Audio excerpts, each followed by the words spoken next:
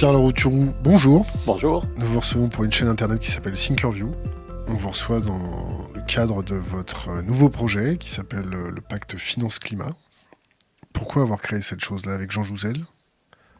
Avec Jean Jouzel et beaucoup de gens qui en ont marre des discours creux sur les questions de climat et qui pensent qu'il est urgent qu'on passe à l'action parce que dans quelques années, sinon ce sera trop tard. Le dérèglement climatique va s'accélérer, la perte de biodiversité va devenir dramatique, ou on va dépasser un seuil, et il sera trop tard pour agir. Donc on veut que dans les mois qui viennent, l'Europe, on sait très bien qu'avec Donald Trump, rien ne va bouger au niveau international, donc on veut que l'Europe arrête les discours et passe à l'action. L'Europe et l'Afrique doivent financer la transition énergétique. Et on montre que c'est possible, qu'il y a une somme d'argent colossale qui peut être investie dans la transition et que ça peut devenir une bonne nouvelle. Au lieu d'être un problème, ça peut devenir une bonne nouvelle parce qu'on va créer massivement des emplois. Quel est le constat à l'heure actuelle sur, par exemple, la perte de biodiversité, sur la production de CO2, sur l'augmentation calorifique des océans, sur l'acidification des océans, sur tout un tas de choses Des chiffres dans tous ces domaines, tous les clignotants sont au rouge, comme on dit gentiment. Vous avez peut-être vu il y a quelques temps, il y a 6 mois, à la une du Monde, 15 000 scientifiques qui disent qu'il sera bientôt trop tard. Et moi, je vois des scientifiques qui me disent qu'ils n'arrivent plus à dormir. Que déjà, ce qu'ils écrivent, c'est pour rester dans le consensus de ce qui est totalement certain sur les 30 dernières années, mais que quand ils réfléchissent entre eux sur vers quoi on va dans les 10, 20 ou 30 ans, ça les empêche de dormir pour de vrai. Et moi, c'est maintenant de plus en plus souvent que je me réveille vraiment la nuit. Sur la question de la biodiversité, moi j'ai créé le club apiculture dans mon école quand j'étais étudiant, et on voit que l'affaissement des populations d'abeilles est monstrueux, mais l'autre jour je voyais Gilles Boeuf du Muséum d'histoire naturelle, il me disait mais écoute, c'est tout simple, quand tu étais petit, souviens-toi quand tu partais en vacances, c'était le rôle des enfants de nettoyer le pare-brise, parce que moi on traversait la France pour aller dans les Pyrénées, et Gilles Boeuf faisait pareil avec ses parents, et il fallait nettoyer le pare-brise parce qu'il y avait des dizaines et des dizaines d'insectes qui s'étaient percutés. Et maintenant on peut faire 400 km sans avoir aucun insecte. C'est une preuve parmi d'autres que la biodiversité est en train de s'effondrer. Et ce n'est pas une fatalité, ce n'est pas un météorite qui est arrivé, comme pour la fin des dinosaures. Quand les dinosaures s'effondrent, ce n'était pas leur faute. C'est un météorite qui arrive. Tandis que là, le météorite, c'est nous.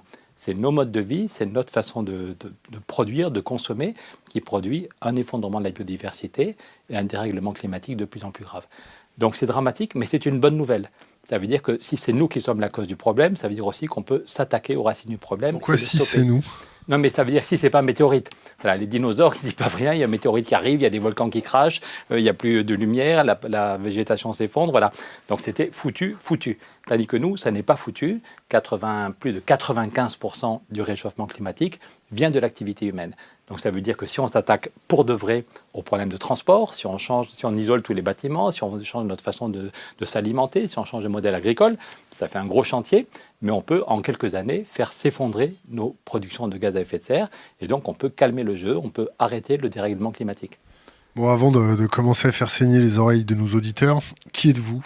Qu'est-ce que vous avez fait et est-ce que vous pouvez vous présenter succinctement ? Je m'appelle Pierre Larouturou, comme on vient d'indiquer, je suis né à Périgueux, dans le sud de la France. J'ai 54 ans, je suis ingénieur agronome de formation. Donc j'étais un élève de René Dumont, peut-être que ça ne dit rien à ceux qui nous regardent, mais c'était le premier candidat écolo en 74, je crois. Et donc quand j'étais étudiant, j'allais chez lui, il me racontait tout ce qu'il avait fait en Afrique, par monts et par vaux. Et déjà, il expliquait qu'on était sur une petite planète magnifique, mais très fragile, et que déjà, il expliquait que si on continuait à vouloir consommer plus, avoir plus de voitures, avoir plus de consommation d'énergie, déjà il y a 30 ans, René Dumont disait c'est de la folie, ça ne tient pas la route, on est sur une planète finie, et on ne peut pas avoir une croissance indéfinie. Et il avait tout à fait raison, 95% de ce que disait René Dumont il y a 30 ans est en train de se vérifier. Donc j'ai fait l'agro, puis j'ai fait Sciences Po, puis j'ai été pendant 11 ans consultant dans une entreprise de conseil en stratégie, en conduite du changement. Puis j'ai été licencié à cause de mes idées en matière sociale, parce que c'est moi qui ai lancé le débat sur la semaine de 4 jours pour réduire le chômage, réduire le temps de travail pour réduire le chômage. Mais il y a quand même 400 entreprises qui ont mis en place mes idées, qui ont créé des centaines d'emplois, donc je continue à penser que c'était une bonne idée. Et puis là, je suis engagé avec Jean Jouzel, comme vous l'avez dit, avec plein d'autres gens, des 150 VIP, je ne sais pas ce que ça veut dire. Mais avant ça, vous avez fait un petit passage au Parti Socialiste ? J'ai été au Parti Socialiste. Vous êtes venu, reparti, allé chez Voilà, avec Stéphane Hessel, on a été au PS, on a quitté... On est allé ensemble à Europe Écologie parce qu'on a cru un moment qu'Europe Écologie allait renouveler l'offre politique avec un vrai message. Donc, vous levez les yeux au ciel, mais on y a cru. Et donc, avec Stéphane Hessel et quelques autres, on a quitté le PS pour aller à Europe Écologie. Et puis, on a compris au bout de 2 ou 3 ans que non, ça n'était pas Europe Écologie, voilà, pour plein de raisons. On a dénoncé quelques agissements pas très éthiques. Devant, il y avait Eva Joly, et puis derrière, il y en a qui magouillaient comme des cochons. Donc ça, nous, on a dénoncé ça, donc on ne s'est pas fait que des amis. On est revenu au PS, toujours avec Stéphane Hessel, il y a 6 ans, quand le PS est devenu hégémonique, avait tous les leviers. On a essayé de changer la politique de François Hollande et de Jean-Marc Ayrault. On a fait une motion, on a fait le collectif Roosevelt 2012. Et puis on a vu que le PS était incapable de bouger. Et puis on a vu qu'il amenait le pays dans le mur, enfin qu'on ne réglait aucun des problèmes du pays. Et on a essayé de créer avec quelques amis une nouvelle donne, mais la vie politique est compliquée. Je ne pensais pas qu'il pouvait y avoir autant de violence, autant de... Moi, je suis un peu naïf, je suis plutôt un humaniste, je ne vois pas... le but de ma vie n'est pas le pouvoir, mon but est vraiment de transformer les choses avant que ça s'effondre. Mes héros, c'est plutôt Gandhi, Nelson Mandela, des gens comme ça, c'est pas Sarkozy ou Chirac. Martin Luther King, peut-être, non? Oui, Martin Luther King, vraiment. L'autre jour, vous avez récemment rencontré John Palais, et j'avais envoyé des messages à John et à Chet pour dire il y a un super film sur Martin Luther King. Voilà un gars qui a fait bouger la société, qui a pris des risques, et qui parlait à l'intelligence et à la conscience des gens. Donc c'est plutôt ça, nos modèles. Et là, je suis engagé sur un seul sujet, parce que c'est très compliqué de faire bouger les choses. On est dans un pays où il y a beaucoup d'inertie. Qui vous paye? On a créé une association. Donc je suis jusqu'à maintenant, j'étais bénévole. Ma femme est prof, donc ça assure la stabilité j'ai 2 enfants. Je suis marié, j'ai 2 enfants, et c'est ma femme qui est professeure, qui assurait la stabilité de la famille. Et puis moi, mes bouquins se vendent pas mal. Et puis donc, vous gagnez? Là, je suis à 2300 net par mois. Donc je suis délégué, on a créé une association avec Jean Jouzel, et je suis délégué général depuis le mois de janvier. C'est nouveau, sinon avant j'étais bénévole. Donc on a créé cette association pour rassembler sur un seul objectif, provoquer un sursaut sur les questions de climat et de biodiversité, et obtenir un traité européen qui finance la transition. Donc j'oublie pendant quelques mois les autres sujets. En tout cas, quand je suis en France, je ne parle plus des questions de temps de travail et je me concentre avec d'autres pour obtenir un traité européen. Parce qu'en plus, beaucoup de gens comprennent que l'Europe peut mourir si elle n'est pas capable de changer, et qu'encore la semaine dernière, Angela Merkel et Emmanuel Macron ont dit que c'était cette année, c'est en décembre, le 13 et le 14 décembre, qu'on doit décider où va l'Europe, est-ce qu'il y a ou pas des nouveaux traités. Et donc je mets toute mon énergie pour obtenir un traité européen qui va financer la transition en Europe, autour de la Méditerranée et en Afrique. Votre association regroupe combien de personnes? Très peu, parce que le but n'est pas de... Je crois qu'il y a 4 adhérents. Le but n'est pas du tout... On a des milliers de gens qui se mobilisent. Hier, j'étais à Rennes, il y avait plusieurs centaines de personnes dans la salle.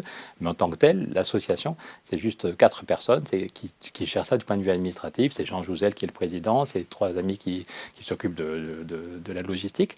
Et puis, c'est tout. On est juste tourné vers l'action. Notre objectif est à durée limitée. On veut, cette année, obtenir un traité européen.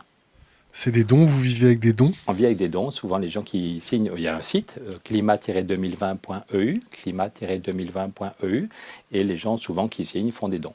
Donc, je peux vous dire qu'on roule pas sur l'or. Le mois dernier, on a été payé en retard. On n'a pas payé le loyer ce mois-ci. Donc, tout ça, c'est de même vous. Je ne sais pas comment vous financez ici. Mais nous, on est une toute petite équipe. Voilà. On va rencontrer la semaine prochaine les gens de KissKissBankBank pour lancer un crowdfunding. Et puis, il y a des gens qui nous aident. Quand c'est trop dur, il y a des copains qui font un don. On est une association d'intérêt général. Donc, il y a la déduction fiscale. Donc c'est pas glorieux, mais ça nous permet, voilà, et puis partout où on va. Hier, j'étais invité à Rennes, c'est l'université de Rennes, c'est la Maison de l'Europe, c'est Ouest France qui nous invite. Je suis logé chez des militants. Voilà, c'est la frugalité, c'est aussi. Là, je suis content encore depuis 4 mois, j'ai un salaire, je me plains pas. Mais surtout, je me plains pas parce qu'on voit qu'on peut peut-être faire bouger les choses. C'est pas un peu David contre Goliath? C'est ce qu'on disait. J'étais un grand ami de Stéphane Hessel. J'ai eu la chance d'être un grand ami de Stéphane Hessel.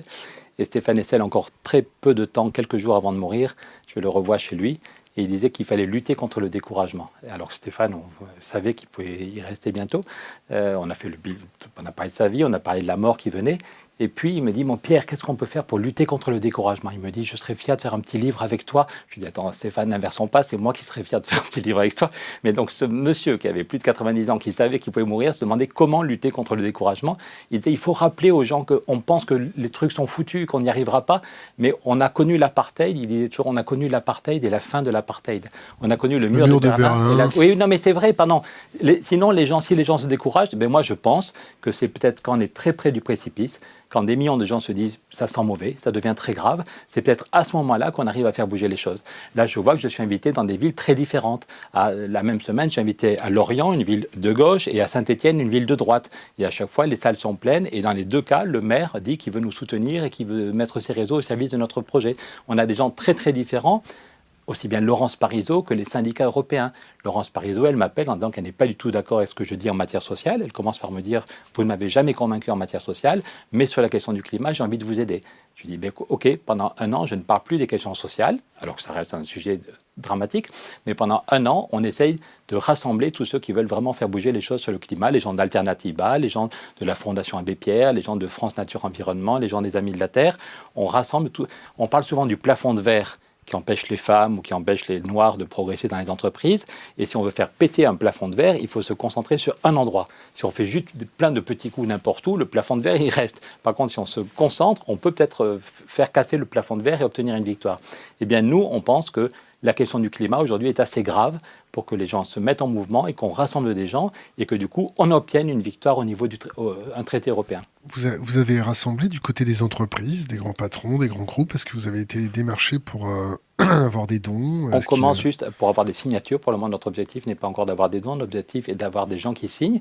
Donc, je vous dis, on a eu Laurence Parisot, ancienne patronne du MEDEF. On a le patron d'Eiffage. Vous savez, le viaduc de Millau, c'est quand même une des plus grandes entreprises. Le patron d'Eiffage a dit qu'il signait. On espère bientôt avoir d'autres chefs d'entreprise. Il y a des patrons de PME qui signent. Ça fait juste 6 mois qu'on existe, mais on est en train de rencontrer des chefs d'entreprise. Le CJD, le Centre des jeunes dirigeants, regroupe 4000 chefs d'entreprise qui essayent, tant bien que mal, de tenir en même temps l'efficacité et la justice sociale, l'innovation sociale. Et certains d'entre eux ont demandé que le CJD se prononce sur notre projet au mois de septembre. Et puis, il y a des associations d'élus qui sont avec nous. Quel pouvoir public? On a des députés. Il y a 2 semaines, on a été auditionné à l'Assemblée nationale avec Jean Jouzel, climatologue, prix Nobel qui était vice-président du GIEC quand le GIEC a reçu le prix Nobel de la paix. On a été auditionné par 2 commissions de l'Assemblée, la commission Affaires européennes et la commission Développement durable. Et on arrive là à 50 députés qui nous soutiennent de tous horizons, à part les très proches de Wauquiez qui n'étaient visiblement pas d'accord. Mais sinon, ça va de la France insoumise. Vous n'êtes pas d'accord, pourquoi ? En gros, parce qu'on explique qu'il faut mettre une contribution sur les bénéfices, que si on veut vraiment prendre le taureau par les cornes, il y a besoin d'argent. Si on veut faire la guerre au dérèglement climatique, si on veut faire la guerre à l'effondrement de la biodiversité, il faut des budgets. Et c'est pas. Et donc, vous ne trompez pas de guerre? Pourquoi ? Vous faites la guerre au réchauffement climatique, mais pourquoi vous ne faites pas la guerre aux entreprises qui polluent? Je ne sais pas s'il faut faire la guerre aux entreprises, je pense qu'il faut tous changer nos comportements. Que tous, on doit se demander, voyons, est-ce que je peux manger moins de viande? Est-ce que je peux me dire que je ne prends plus jamais l'avion? Est-ce que je peux me dire que je ne prends la voiture que quand c'est vraiment indispensable? Et que je pense qu'il faut changer les règles du jeu, augmenter le prix du carbone et qu'il faut donner des financements.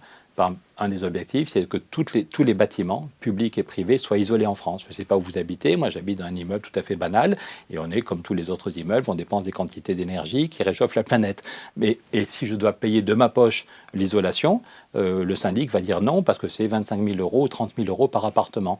Et les gens vont dire non. Par contre, s'il y a un financement public, si on montre que l'Europe peut financer en gros la moitié avec ce qu'on propose, on pourrait dire qu'on divise par 2 la facture et que chez vous comme chez moi, on a une aide qui fait qu'on divise par 2 la facture pour faire les travaux d'isolation. Et bien peut-être que là, on pourra accélérer et que dans 20 ans, tous les bâtiments publics et privés seront isolés et qu'on aura les moyens de gagner la bataille contre le dérèglement climatique. Et en même temps, on va demander aux entreprises de se transformer. Mais je ne pense pas qu'il faille chercher des boucs émissaires et dire que ce sont les entreprises. Il y a des entreprises qui font n'importe quoi. Avant les entreprises, c'est peut-être la façon de consommer. Est-ce que votre programme, est-ce que votre pacte engendre un effet de plateau sur la croissance, un effet de décroissance? Sur la question de la croissance, je fais partie des gens, comme beaucoup, qui disent que cet indicateur ne veut plus rien dire. C'est incroyable qu'ils prennent autant de place encore dans le débat public. On pourrait me compter le nombre de fois où des dirigeants politiques de droite et de gauche disent qu'avec eux, la croissance va revenir, la croissance va revenir. Je crois que ça ne signifie rien, que c'est déjà il y a 40 ans, quand certains disaient que s'il y a un tremblement de terre et que tout s'effondre et qu'il faut tout reconstruire, c'est très bon pour la croissance. Si les gens sont dépressifs et se bourrent de médicaments, c'est très bon pour la croissance. Par contre, si les gens sont juste cool, heureux dans leur vie, passent des soirées cool avec les amis, ça n'est pas bon pour la croissance alors que tout va bien. Donc je pense que l'indicateur de PIB ne veut rien dire. Mais en même temps, la décroissance ne veut pas dire grand-chose non plus. Il faudrait dire qu'est-ce qui doit croître le nombre de gens qui sont bien dans leur peau, qui ont un boulot correct, qui ont une maison correcte, qui ne perdent pas trop de temps dans les transports, ça doit croître. Et ce qui doit décroître, c'est notre empreinte carbone, elle doit s'effondrer, on doit arriver à 0 émission dans les 30 ans. Ce qui doit décroître, c'est notre consommation de viande, ce qui doit décroître, arriver à 0, c'est la consommation d'énergie fossile. Voilà. Et globalement, ce qu'on propose, quel sera l'impact sur le PIB, je n'en sais rien et je m'en fiche. Peut-être qu'au début, si on veut isoler tous les bâtiments publics et privés, peut-être qu'au début, ça va faire monter le PIB. Mais si après ça, le but est de ne plus du tout consommer d'énergie carbonée, peut-être que le PIB va diminuer. Et honnêtement, je m'en fiche. Moi, les indicateurs qui m'intéressent, c'est les émissions de CO2, c'est la biodiversité, c'est le nombre de chômeurs et de précaires, le nombre de gens qui sont en situation de pauvreté. La démographie. La démographie. En France et dans les pays du Sud. On ne peut pas avoir seulement des indicateurs sur la France et l'Europe. Est-ce que vous anticipez, est-ce que vous poussez à une décroissance démographique ? Une décroissance démographique, je pense que c'est très compliqué. Par contre, je pense que c'est un dialogue qu'on doit avoir avec les sociétés civiles. C'est un sujet qui est un peu tabou, mais la question de la démographie en Afrique est un sujet qu'il faut qu'on arrive à aborder avec nos amis. Commençons par l'Europe. Je ne suis pas sûr qu'il faille une décroissance, non. Je ne pense pas qu'il faille une décroissance de la démographie. Par contre, on peut très bien vivre avec encore autant d'êtres humains, mais en supposant qu'on arrête de vouloir manger de la viande tous les jours et de vouloir avoir... Vous entendez par autant d'êtres humains. Est-ce qu'on part sur une démographie, sur une croissance exponentielle ? Non, justement. Non, mais pardon. Je me fais l'avocat du diable. Vous faites l'avocat du diable. Voilà, entre une croissance exponentielle et la décroissance, peut-être qu'il y a une stabilisation. Peut-être qu'on peut. Un effet de plateau, donc. Un effet de plateau, oui, si c'est ça que vous voulez appeler un effet de plateau. En tout cas, avec 7 milliards d'êtres humains, on arrive à vivre correctement. C'est-à-dire que si, encore une fois, si chacun ne veut pas avoir sa voiture personnelle qui fait du bruit, qui pollue, qui est très puissante, et manger de la viande tous les jours, et partir en vacances en avion, voilà, ce mode de vie-là est insupportable à tout point de vue, mais si on vit de façon un peu plus frugale, c'est-à-dire que si on lutte contre l'obsolescence programmée, si on comprend qu'on n'a pas besoin d'un nouveau costume, un nouveau pantalon tous les 6 mois, si on comprend que la plupart des déplacements, on les fait à pied ou en vélo, et sinon en transport en commun, et que c'est exceptionnel qu'on prenne une voiture, et ce n'est pas forcément sa voiture personnelle, mais ça peut être une voiture qu'on utilise comme on utilise des Vélib, qu'on en a besoin, qu'on utilisera de temps en temps des voitures qui seront plus petites, moins rapides et beaucoup moins polluantes. Et bien, si on va vers ça, en 10, 15 ans, pas en 3 semaines, mais pas non plus dans 40 ans, si on va vers ça, la planète peut permettre à 7, 8 milliards d'êtres humains de vivre correctement. Donc, là où il y a un sujet qui aujourd'hui est un tabou et qu'il faut mettre sur la table vite, c'est avec les sociétés civiles, avec les citoyens, ce sont des hommes et des femmes adultes comme nous, la question de la démographie en Afrique. Parce qu'il faut tout faire pour lutter contre le réchauffement climatique, contre le dérèglement climatique, il faut tout faire pour permettre aux gens qui vivent en Afrique de lutter contre le dérèglement climatique et de s'adapter, mais les prévisions, le scénario principal pour le GIEC ou la FAO, c'est qu'il y aura de moins en moins d'eau qu'en Afrique. Quand l'eau va tomber, ce sera de plus en plus violent. L'autre jour, il y a eu 20 morts au Kenya. Ça fait des semaines qu'ils attendaient de l'eau. Et quand l'eau arrive, c'est tellement violent qu'il y a 20 morts au Kenya. Mais globalement, donc, de moins en moins d'eau et de plus en plus d'évaporation. Donc le scénario principal, c'est que les récoltes vont perdre entre moins 40 et moins 60%. En gros, les récoltes vont être divisées par 2 en Afrique, donc dans la plupart des régions d'Afrique. Donc si les récoltes sont divisées par 2 et que la population double, on voit bien qu'on va vers un gros problème.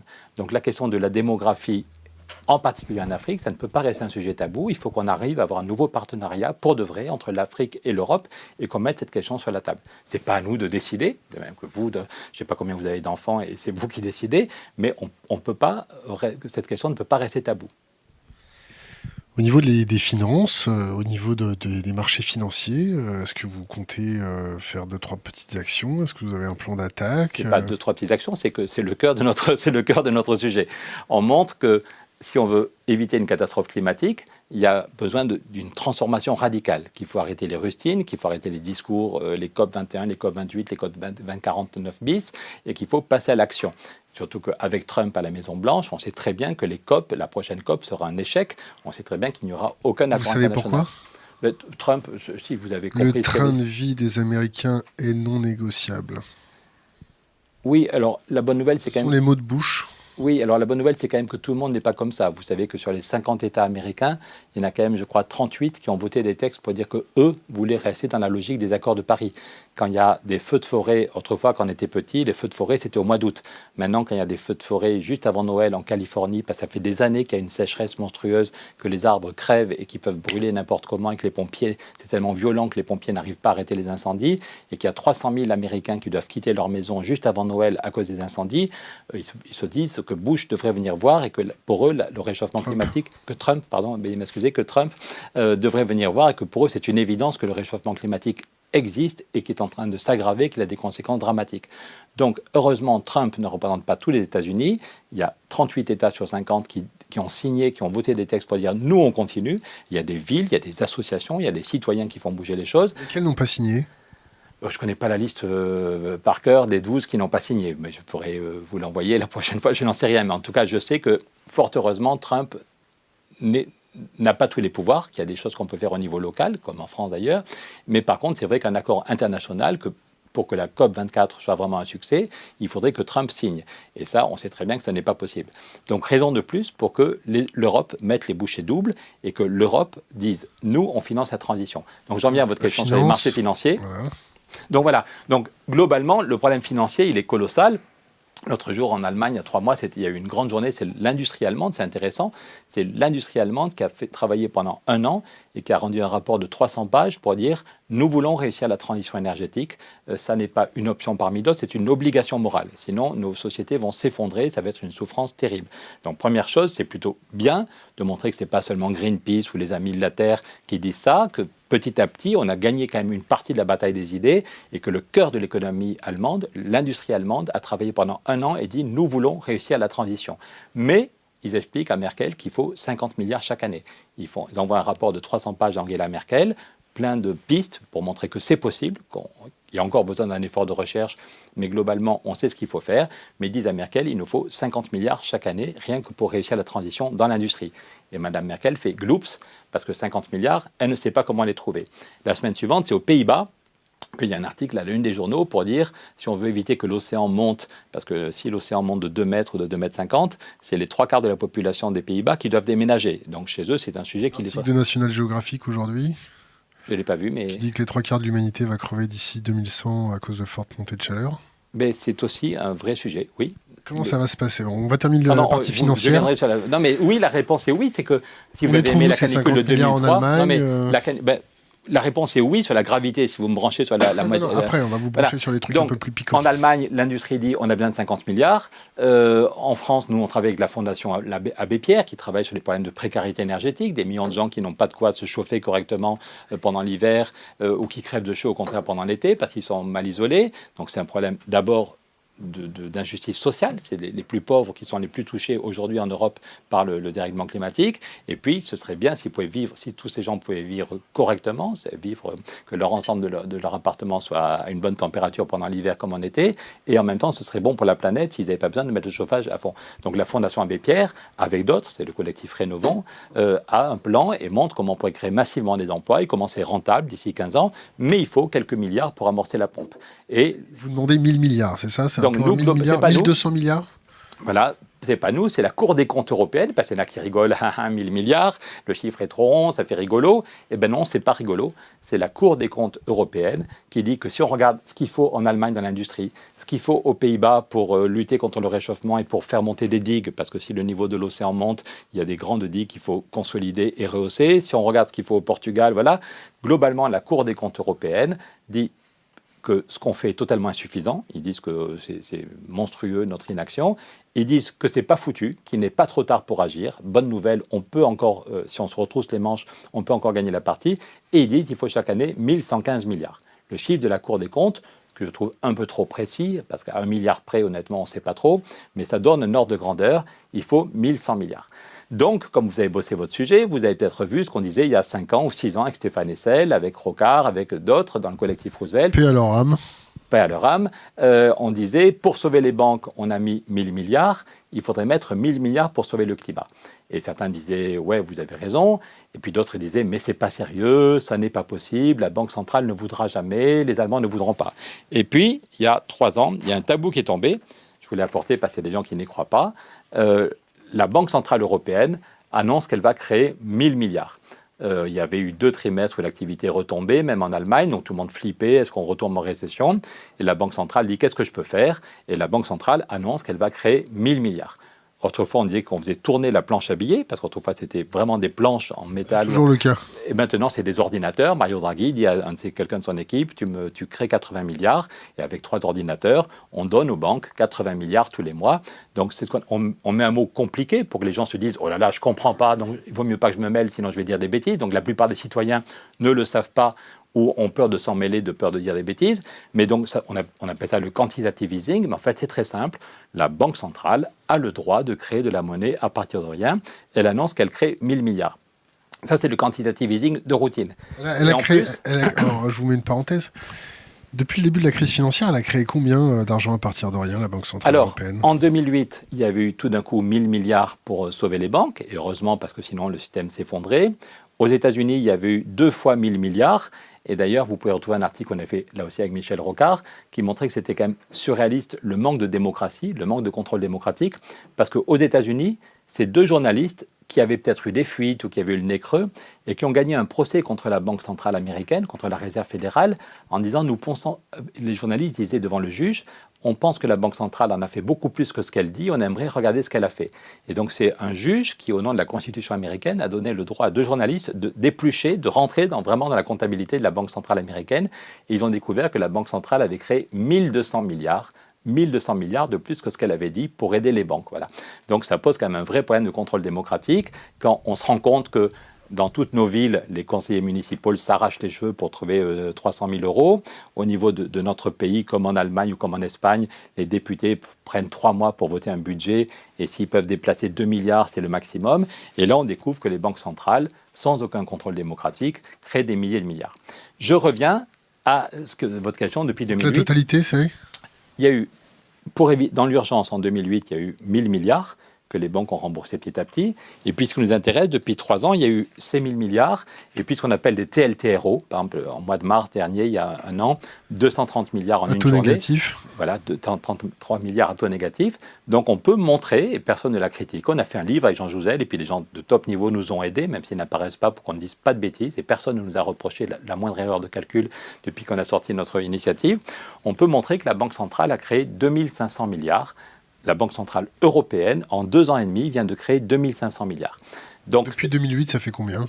Au total, ça fait presque 4000 milliards, à 3500. Là, il est en train de continuer de diminuer. Vous voulez un petit peu d'eau, non? Oui, je vais prendre un petit peu d'eau, vous êtes trop bon. Merci. En gros, c'est 3800 milliards. On peut montrer qu'au total, dans les mesures d'urgence et dans ce qui a été fait, les mesures de routine depuis 3 ans, qu'il y a eu 3800 milliards. Ça a été réinjecté dans l'économie réelle ou ils sont obligés de faire des taux négatifs?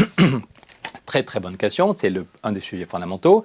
On montre aussi de façon très concrète, si vous allez sur notre site, vous voyez les courbes, vous voyez les chiffres, tout ça est documenté, qu'il y a 11% de cet argent, 11% qui est allé dans l'économie réelle. Les prêts aux PME, les prêts aux ménages, les prêts aux collectivités ont repris un peu, c'est 11%.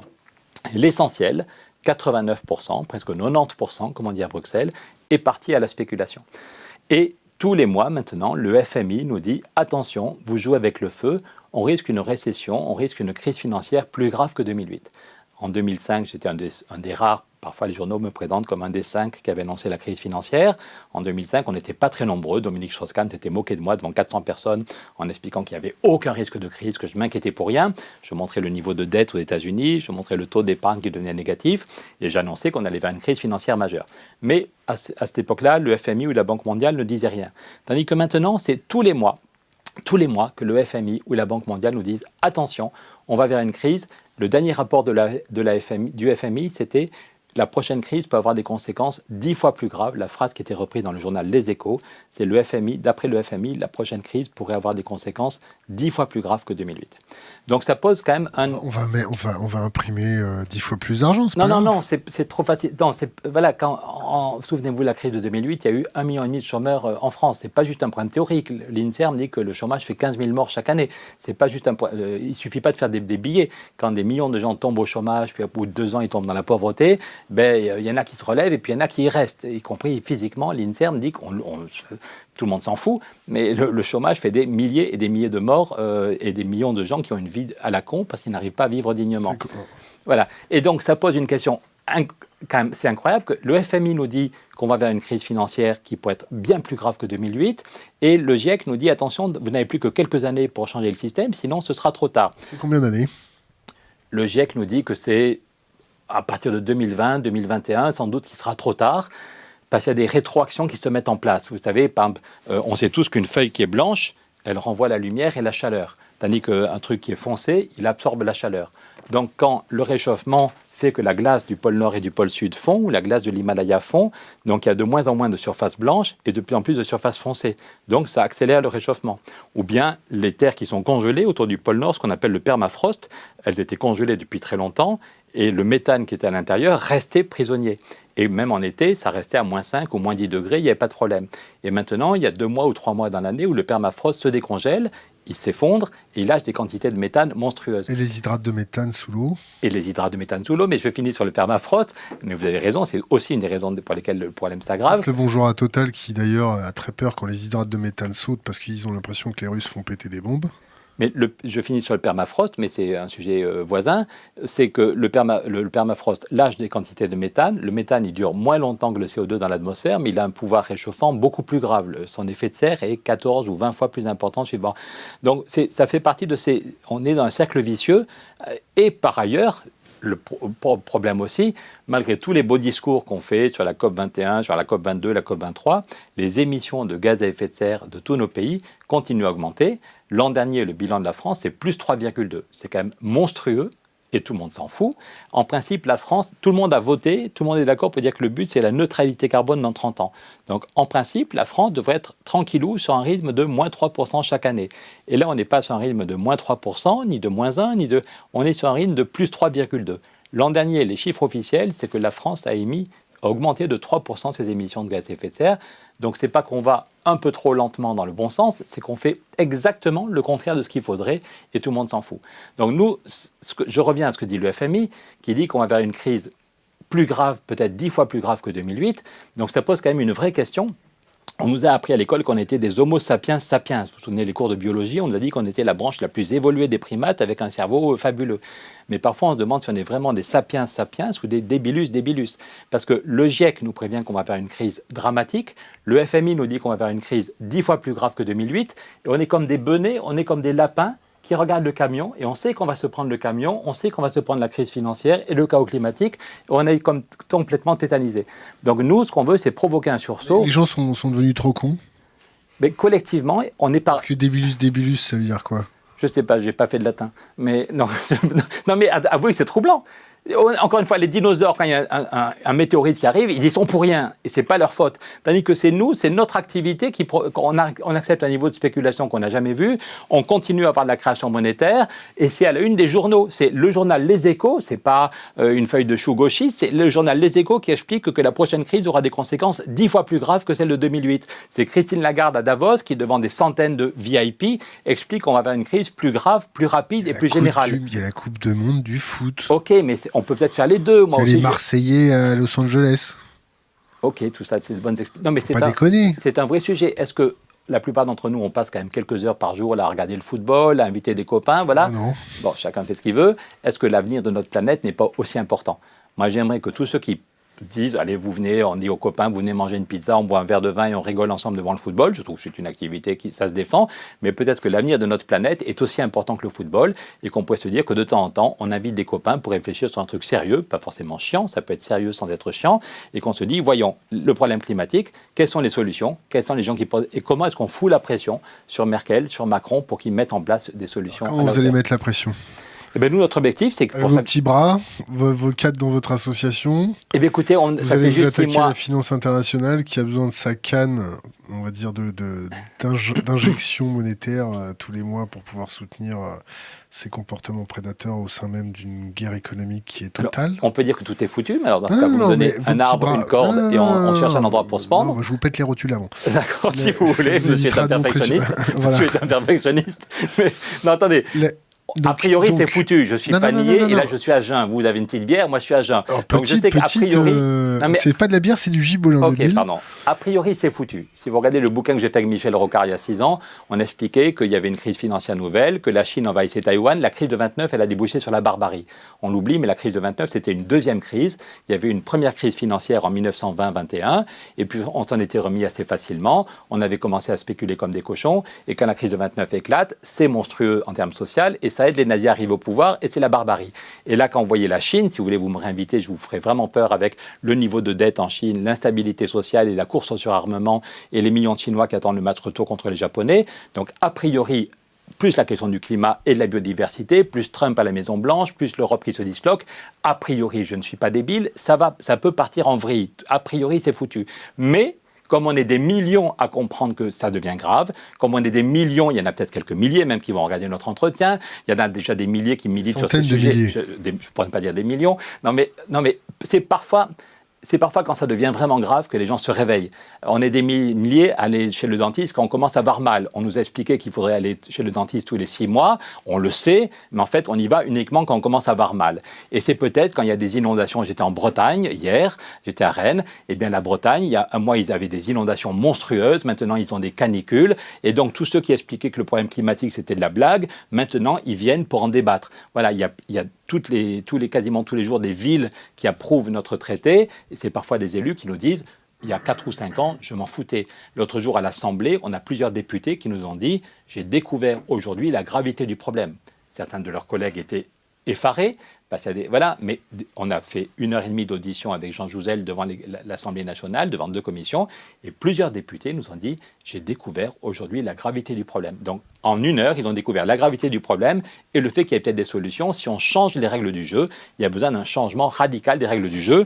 Quand l'argent, donc j'y reviens quand même, quand il y a 2500 milliards au total, 2500 milliards qui ont été créés, est-ce qu'on se dit que c'est normal que ça aille à la spéculation, ou est-ce qu'on se dit que puisque Mme Merkel et M. Macron... C'est 1000 milliards par an. Là, en gros, c'était 1000 milliards par an. C'est facile, depuis 2 ans et demi, elle va un peu réduire, la BCE va réduire, mais vraiment, il y a eu pendant plusieurs années de suite, il y a eu 1000 milliards. Oui, non, je sais bien que c'était 1000 milliards par an, la LTRO et tout l'intouin.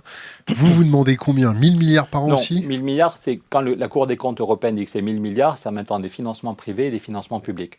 D'un coup, sur combien de temps? En fait, le vrai problème, d'abord, je ne suis pas devin, sinon vous seriez devant moi. Voilà, je ne prétends pas avoir ni trouvé la baguette magique, ni savoir tout précisément à 0 ou 2% près comment ça va se passer. Ce qu'on veut, c'est créer une dynamique. Vous ne voulez pas attendre un élément exotique fédérateur douloureux, c'est ça? Voilà, je pense que une catastrophe, une inondation, un barrage qui éclate, non, mais attendez, des vieux qui crèvent pendant un été. Il y a quand même des millions d'hommes et de femmes qui ne peuvent plus vivre dignement en Afrique. Quand même, il y a des millions de gens. Ça, on ne regarde pas, c'est pas grave. L'an dernier, aux États-Unis, il y a eu plus de 300 milliards de dégâts. 300 milliards de dégâts, vous avez vu les ouragans, et on continue à ne rien faire.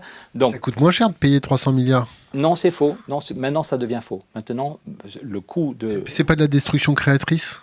Ça, c'est les théories. Je crois qu'il y a plus grand monde qui... Schumpeter, paix à ses cendres. Je crois qu'il y a plus grand monde qui y croit, ni sur la question du climat, ni sur globalement la question Et sur la finance. Donc, notre objectif, je redeviens sérieux, c'est d'avoir un traité européen qui dit la création monétaire, au lieu d'aller n'importe où, et surtout à la spéculation, elle va financer des créations d'emplois pour éviter une catastrophe climatique. Donc ça veut dire concrètement qu'on crée une banque, on ne touche pas à la BCE, parce que symboliquement on nous explique qu'il y a des pays où c'est juste impossible d'imaginer, mais on veut juste à côté de la BCE, vous savez qu'il y a la BEI, la Banque Européenne d'Investissement, et on veut que le traité qui sera approuvé dans quelques mois dise que la BEI devient une banque du développement durable qui est là pour financer la transition dans tous nos pays. Donc vous demandez un effort de guerre? Oui. Clairement. La réponse est oui. Les civils commencent à peine à toucher du doigt ce qui est en train de se passer. On parle encore moins des élus. Est-ce que vous comptez faire, je ne sais pas, des calendriers, des défilés, une gay pride? Vous comptez faire quoi pour sensibiliser vraiment et ensuite pouvoir faire pression sur les gouvernements, sur les banques? Pour le moment, on est dans le calendrier, on est dans le calendrier institutionnel, puisque encore la semaine dernière, Angela Merkel et Emmanuel Macron, le 19 juin, se sont retrouvés à Berlin et on dit qu'ils commencent à comprendre, vu ce qui se passe en Italie, vu ce qui se passe en Allemagne. Mais ils commencent à comprendre. Bien sûr qu'ils comprennent depuis des années. Vous achetez le bouquin de la CIA qui est publié une fois par an sur les prévisions, ça fait 30 ans que c'est marqué dessus. Donc ils sont parfaitement au courant. Les troubles politiques, pardon. Sur le fond, vous avez raison, mais sur les troubles politiques, ce qui se passe en Italie avec des néo-nazis qui arrivent au pouvoir voilà, c'est quand même quelque chose de nouveau et de vraiment inquiétant. Ça, c'est l'écume des choses. Non, c'est pas l'écume des choses. Si, c'est l'écume des choses. Ça peut provoquer. D'accord, ça fait 30 ans que c'est marqué noir sur blanc dans le bouquin de la CIA. Je ne lis pas le bouquin de la CIA. Non, mais sans rire, ça m'intéresse. Ouais, ce serait bien de commencer. Okay. Donc là, ça vous éviterait de dire que Macron et Angela Merkel sont en train de prendre conscience du problème. Ça fait des décennies que les services de renseignement s'inquiètent sur ce sujet-là. Je prends l'exemple sur les impacts du réchauffement climatique sur le livre blanc de la défense française, une conférence qui a été faite au Collège interarmées de défense en 2008. Ça fait des années qu'on s'y intéresse. Tout à fait. Donc là, on vous voit gentiment en train de vous agiter avec Jean Jouzel, tout va bien. Qu'est-ce qui va réellement les faire plier ? Vous allez vous planter avec des fleurs dans votre fusil, vous allez les attraper, vous allez faire quoi ? On veut d'abord les convaincre, on veut dire à Mme Merkel... C'est pas des incantations que vous êtes en train de nous faire, là ? Mais écoutez, je ne peux pas trahir le secret des discussions en cours, mais par exemple, le nouveau Premier ministre espagnol, c'est un des premiers qui a signé notre pacte. Je vais à Madrid dans quelques jours, je vais rencontrer 2 des ministres de Pedro Sanchez et un très très proche conseiller de Pedro Sanchez. Donc on a des alliés parmi ceux qui sont autour de la table du Conseil. Et après ça, Angela Merkel et Emmanuel Macron commencent à comprendre, je pense que la situation... Ils ont déjà bien compris depuis des décennies. Hein. Non, il y a une aggravation, peut-être. Ok, il y a eu des rapports pour dire que le problème du climat devenait monstrueux, il y a eu les services, tout ce que vous dites est sans doute vrai, mais... C'est pas sans doute. C'est vrai. Et c'est vrai, pardon. C'est vrai, mais on n'est pas dans un débat politique, là. Hein. Non, mais pardon. Oui, le GIEC dit depuis 30 ans, je ne connais pas, je vous connais que depuis 1 heure, donc mais je vous fais confiance a priori. Mais on peut dire que, même sans parler des services secrets, le GIEC a été créé il y a 30 ans. Ronald Reagan et Thatcher ont dû accepter de créer le GIEC alors qu'ils ne le voulaient pas, justement à cause des travaux de Jean Jouzel, de Claude Lorius, qui ont montré l'évidence du lien entre le CO2 et la température. Donc ce sont les travaux de Jean Jouzel, de Claude Lorius et de quelques autres qui ont été tellement évidents sur le lien entre CO2 et réchauffement climatique que 6 mois plus tard, Thatcher, Reagan ont dû accepter de créer le GIEC et que dès son 2e rapport, le GIEC a dit « Attention, il y a un moment où ce sera trop tard ». En gros, le GIEC a dit « Ce sera sans doute dans 25 ans », donc en 2020, il y a 25 ans. 2 ans. Voilà, maintenant c'est dans 2 ans, mais à l'époque c'était dans 25 ans. Donc il y a un moment où il n'y a pas un jour où on va entendre un gros craquement, mais à cause des cercles vicieux dont on a parlé il y a 10 minutes, à cause des rétroactions, la glace qui fond, le permafrost, il y a un moment où ça va s'emballer. Donc on est proche de ce moment, c'est pour ça que vous et moi, on sent qu'il y a de la gravité, c'est aussi pour ça qu'on est stressé, on est obligé de gagner, on n'a pas le choix, il faut qu'on gagne la bataille. Et un des trucs qui nous fait espérer que peut-être qu'on peut y arriver par la voie légale, par la voie normale, c'est le fait que Merkel, Macron et les autres chefs d'État comprennent maintenant, parce que ce qui se passe en Italie, désolé, mais le gouvernement actuel, c'est quand même pas la même chose que le gouvernement d'Enrico Letta. Voilà. Non mais le vote, quand on voit un parti néo-nazi et un parti, le mouvement 5 étoiles, il y a en même temps des gens très bien et des gens très bizarres. Pour vous, c'est l'écume des choses, mais il se trouve que des pays peuvent se disloquer quand leur gouvernement... Des continents aussi. Des continents aussi. Nous autres civilisations savons que nous sommes mortels. Et vous et moi, on peut voir l'effondrement. Dislocation géopolitique majeure. Oui, la réponse est oui. La question... Non, mais est-ce qu'on commente, on fait des commentaires là-dessus sur le fait que, cher ami, nous allons connaître une dislocation majeure, ou est-ce qu'on se dit, putain... Est-ce que j'ai une tête à faire... cher ami, non. Mais pardon, juste... Le but, en plus on est d'accord à 95% sur la gravité de la situation, c'est comment est-ce qu'on pousse les gens à ne pas se décourager. Si chacun reste chez soi, avoir l'immensité des problèmes, il y a de quoi se flinguer Pierre, ou tomber en dépression. Est-ce qu'on se rassemble et est-ce qu'on est capable de se dire il y a un endroit où on peut agir pour obtenir une victoire. Là, je sens ton petit passage chez les écologistes, on se rassemble... Bon. Moi, je vais te poser une question. Le mur de Berlin, c'est pas les écolos. Le mur de Berlin, je suis désolé. Il y a ton économiste qui t'a dit qu'il n'allait jamais s'effondrer pour les 50 prochaines années, il n'y a pas de problème. T'inquiète. On t'inquiète. D'accord ? On se connaît pas, mais t'inquiète pas, on a fait ton pédigré. Donc moi, je te pose la question, c'est comment tu vas mettre la pression sur les politiques ? La première étape, c'est qu'on profite, on fait du judo politique. Puisqu'Angela Merkel et Emmanuel Macron ont dit que c'est cette année, le 13 et le 14 décembre, qu'il faut décider des nouveaux traités. Merkel et Macron l'ont redit la semaine dernière, le 19 juin, à Berlin, qu'on n'est pas dans une année de routine, on est dans une année historique. Angela Merkel et Emmanuel Macron disent, on demande aux citoyens, en plus ils disent, on demande aux citoyens jusqu'au 30 octobre de dire qu'est-ce qu'ils veulent. Début novembre, Mme Merkel, M. Macron, M. Sanchez feront le bilan des débats citoyens et diront ce qu'ils mettent sur la table du débat le 13 et le 14 décembre. Et Merkel a dit qu'il faudrait sans doute des nouveaux traités qui seraient ratifiés l'année prochaine. Donc, on peut ne pas les croire. 2019 ? Voilà, et nous, notre objectif, c'est qu'on ait un traité sur le climat qui crée une banque du climat au niveau européen. Souviens-toi ou souvenez-vous, quand le mur de Berlin est tombé, il a suffi de 6 mois, Helmut Kohl et François Mitterrand, en 6 mois seulement, ont créé une banque pour financer la transition des pays. À l'époque, ce n'était pas la transition écologique, c'était juste la transition des pays ex-soviétiques. Donc quand ils ont eu la trouille, quand ils ont vu un truc qui était historique, il a suffi de 6 mois pour créer une banque pour financer la transition. Et donc nous, ce qu'on veut, c'est que l'année prochaine, il y ait une banque qui soit créée. En plus, on ne part pas de rien du tout, on partirait de la BUI qui existe déjà, qui est déjà notée AAA, et on montre qu'en 6 mois, on peut créer une banque qui va financer la transition en Europe et en Afrique. Elle est notée AAA par les agences de notation. Ça veut dire qu'elle peut fournir des prêts à taux zéro à tous ceux qui en auront besoin. D'accord. Bon, on va recontextualiser. Donc comment on fait pression? Pardon, il y a 6 mois, on n'existait pas, personne ne connaissait notre projet, et là, on a déjà 50 députés, rien qu'en France. Il a suffi qu'on envoie quelques mails, qu'on fasse une réunion à l'UNESCO, du coup, on est auditionné par 2 commissions. Du coup, les 2 présidentes disent qu'elles signent, alors qu'elles ne connaissaient pas le projet quelques semaines avant. On est auditionné dans quelques temps par le groupe des députés franco-allemands. Notre objectif, c'est qu'on ait en France, en Allemagne, en Espagne, assez de parlementaires de tous horizons qui disent « Putain, on y va maintenant ». Comment tu vas toucher la plèbe? Tu vas engager Sophie Marceau, cette magnifique jeune femme. Je souhaite rencontrer Sophie Marceau depuis très longtemps, pour plein de raisons. Sophie, on te passe un message. Oui, je suis très heureux de rencontrer. Du coup, je parle face à la caméra. J'aurais dû.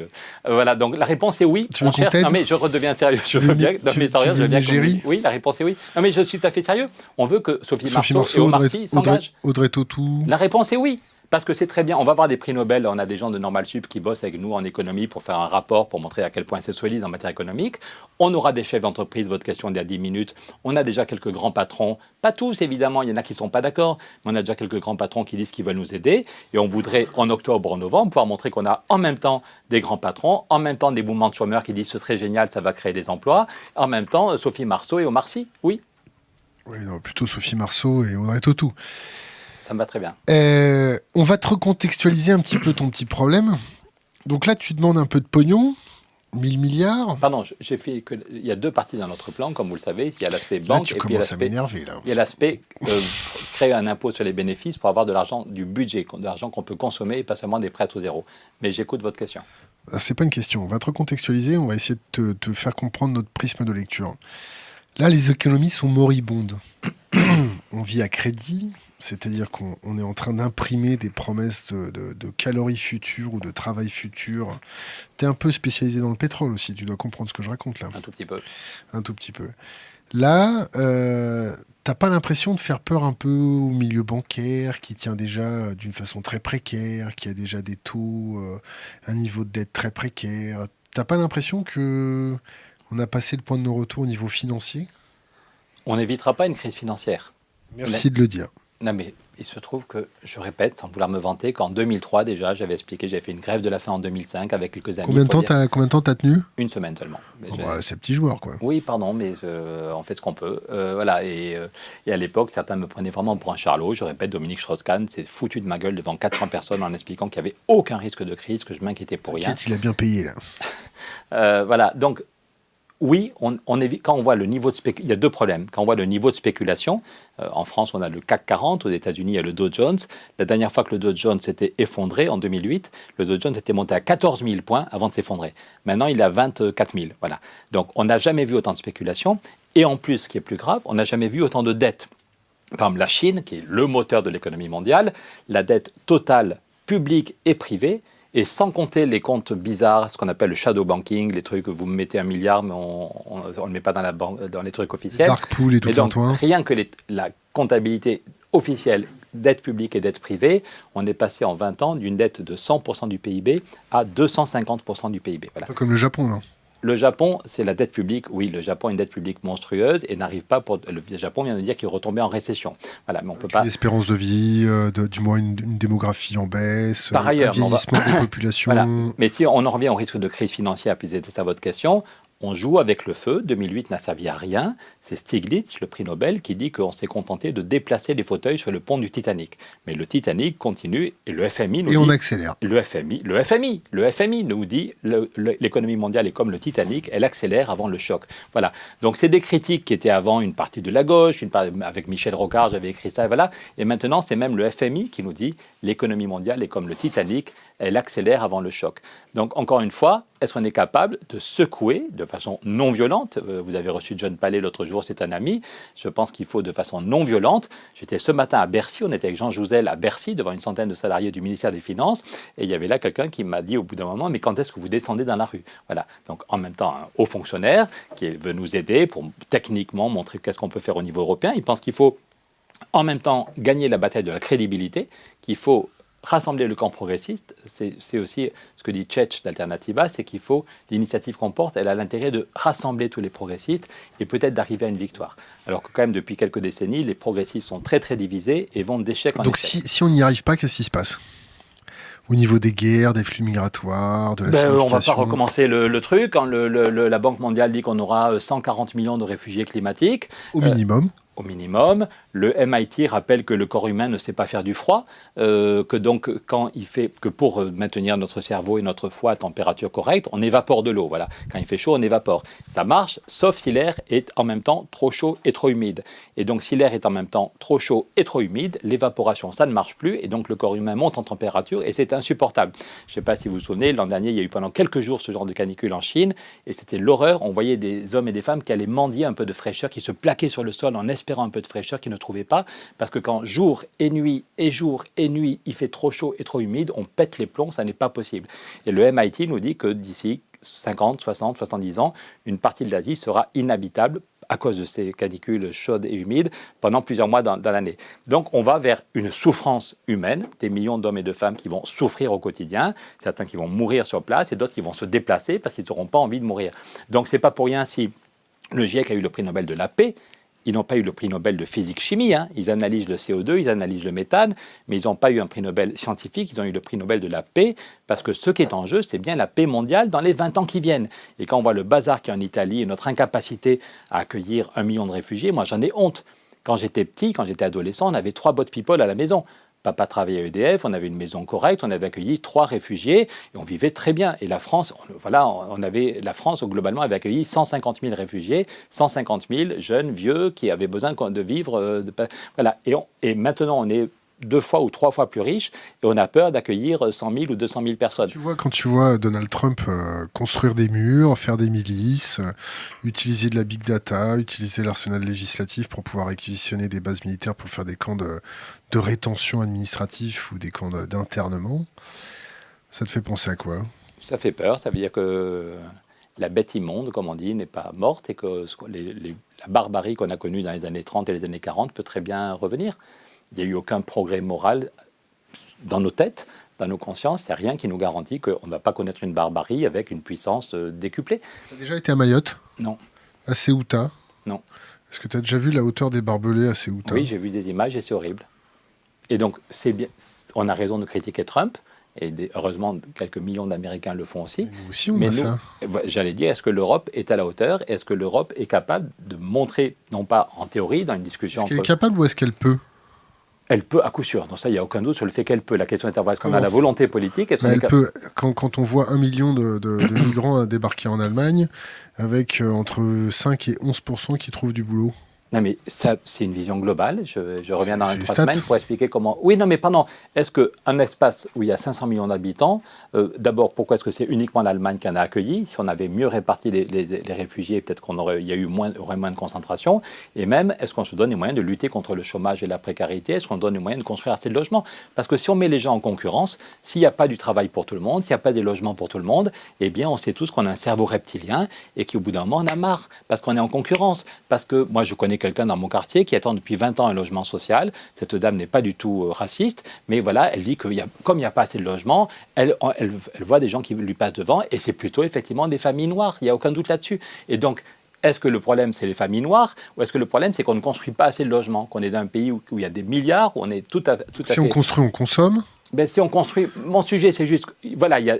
Quand on dit que je suis fatigué... L'épuisement des matières premières, qu'est-ce que tu en penses? Non, mais le fait qu'on construise, on peut très bien construire des logements pour tout le monde et éviter que les gens soient en compétition pour des logements. Et du coup, on ne serait pas discriminé. Le débat sur, oui, mais si on accueille des réfugiés, ça veut dire qu'il n'y a pas de logement pour les gens de chez nous. C'est un débat à la con, c'est un débat parce qu'une juste... On met les gens... légitime? Parce qu'on... C'est parce qu'on ne construit pas suffisamment, je suis désolé, c'est parce qu'on concentre, si l'Allemagne n'avait pas été la seule à accueillir des réfugiés, mais si la France avait pris sa part, si on n'avait pas laissé l'Italie ou l'Allemagne accueillir autant de réfugiés, si on avait mieux réparti, et si par ailleurs on mettait en place quelques idées que je porte avec d'autres sur la lutte contre le chômage, je suis désolé. Tu vois, il y a des villes qui payent des amendes parce qu'ils n'ont pas suffisamment de logements sociaux. Oui, mais ça veut peut-être dire qu'il faut que le préfet ait plus de pouvoir, qu'on ne peut pas, il faut peut-être durcir la loi et faire respecter la loi. On a besoin de justice sociale, on a besoin d'équité, on a besoin que tout le monde... Et ça va pas faire une ghettoisation ? Non, justement, la ghettoisation, c'est s'il y a 40% de gens en situation très difficile dans certains quartiers et qu'à 30 km, il y a des ghettos de riches où on ne voit aucune personne en situation précaire. C'est ça la ghettoisation. Par contre, si dans tous les quartiers, dans tous les pâtés de maisons... Tu n'as pas parlé que le réchauffement climatique allait creuser les inégalités ? Oui, j'ai dit tout à l'heure que c'était un problème de justice sociale et climatique, que ce sont aujourd'hui, j'en ai parlé sur les problèmes de précarité énergétique, aujourd'hui, ce sont les pays les plus pauvres qui sont les plus touchés, et dans chaque pays, ce sont les plus pauvres. On le voit aux États-Unis, quand il y a un ouragan, ceux qui morflent, ce sont les pays les plus pauvres, et souvent qui ont une couleur de peau un peu plus foncée que la mienne. Et que par contre, les plus riches, et ceux qui ont une couleur de peau comme la mienne, s'en sortent mieux. Et donc, il y a des inégalités croissantes entre pays, et au sein de chaque pays, ce sont les plus pauvres qui morflent.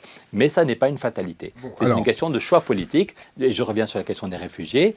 Est-ce que d'abord, on se donne les moyens d'accueillir ceux qui viennent ? Encore une fois, la France a été capable, il y a 30 ans ou 40 ans, d'accueillir 35 ans, d'accueillir 150 000 réfugiés, et maintenant on est 2 fois plus riche, donc on pourrait accueillir sans problème. Et puis est-ce qu'on se donne les moyens de lutter contre... C'est pas de gaieté de cœur que les gens quittent leur pays. Il y a aussi un droit à vivre dans son pays.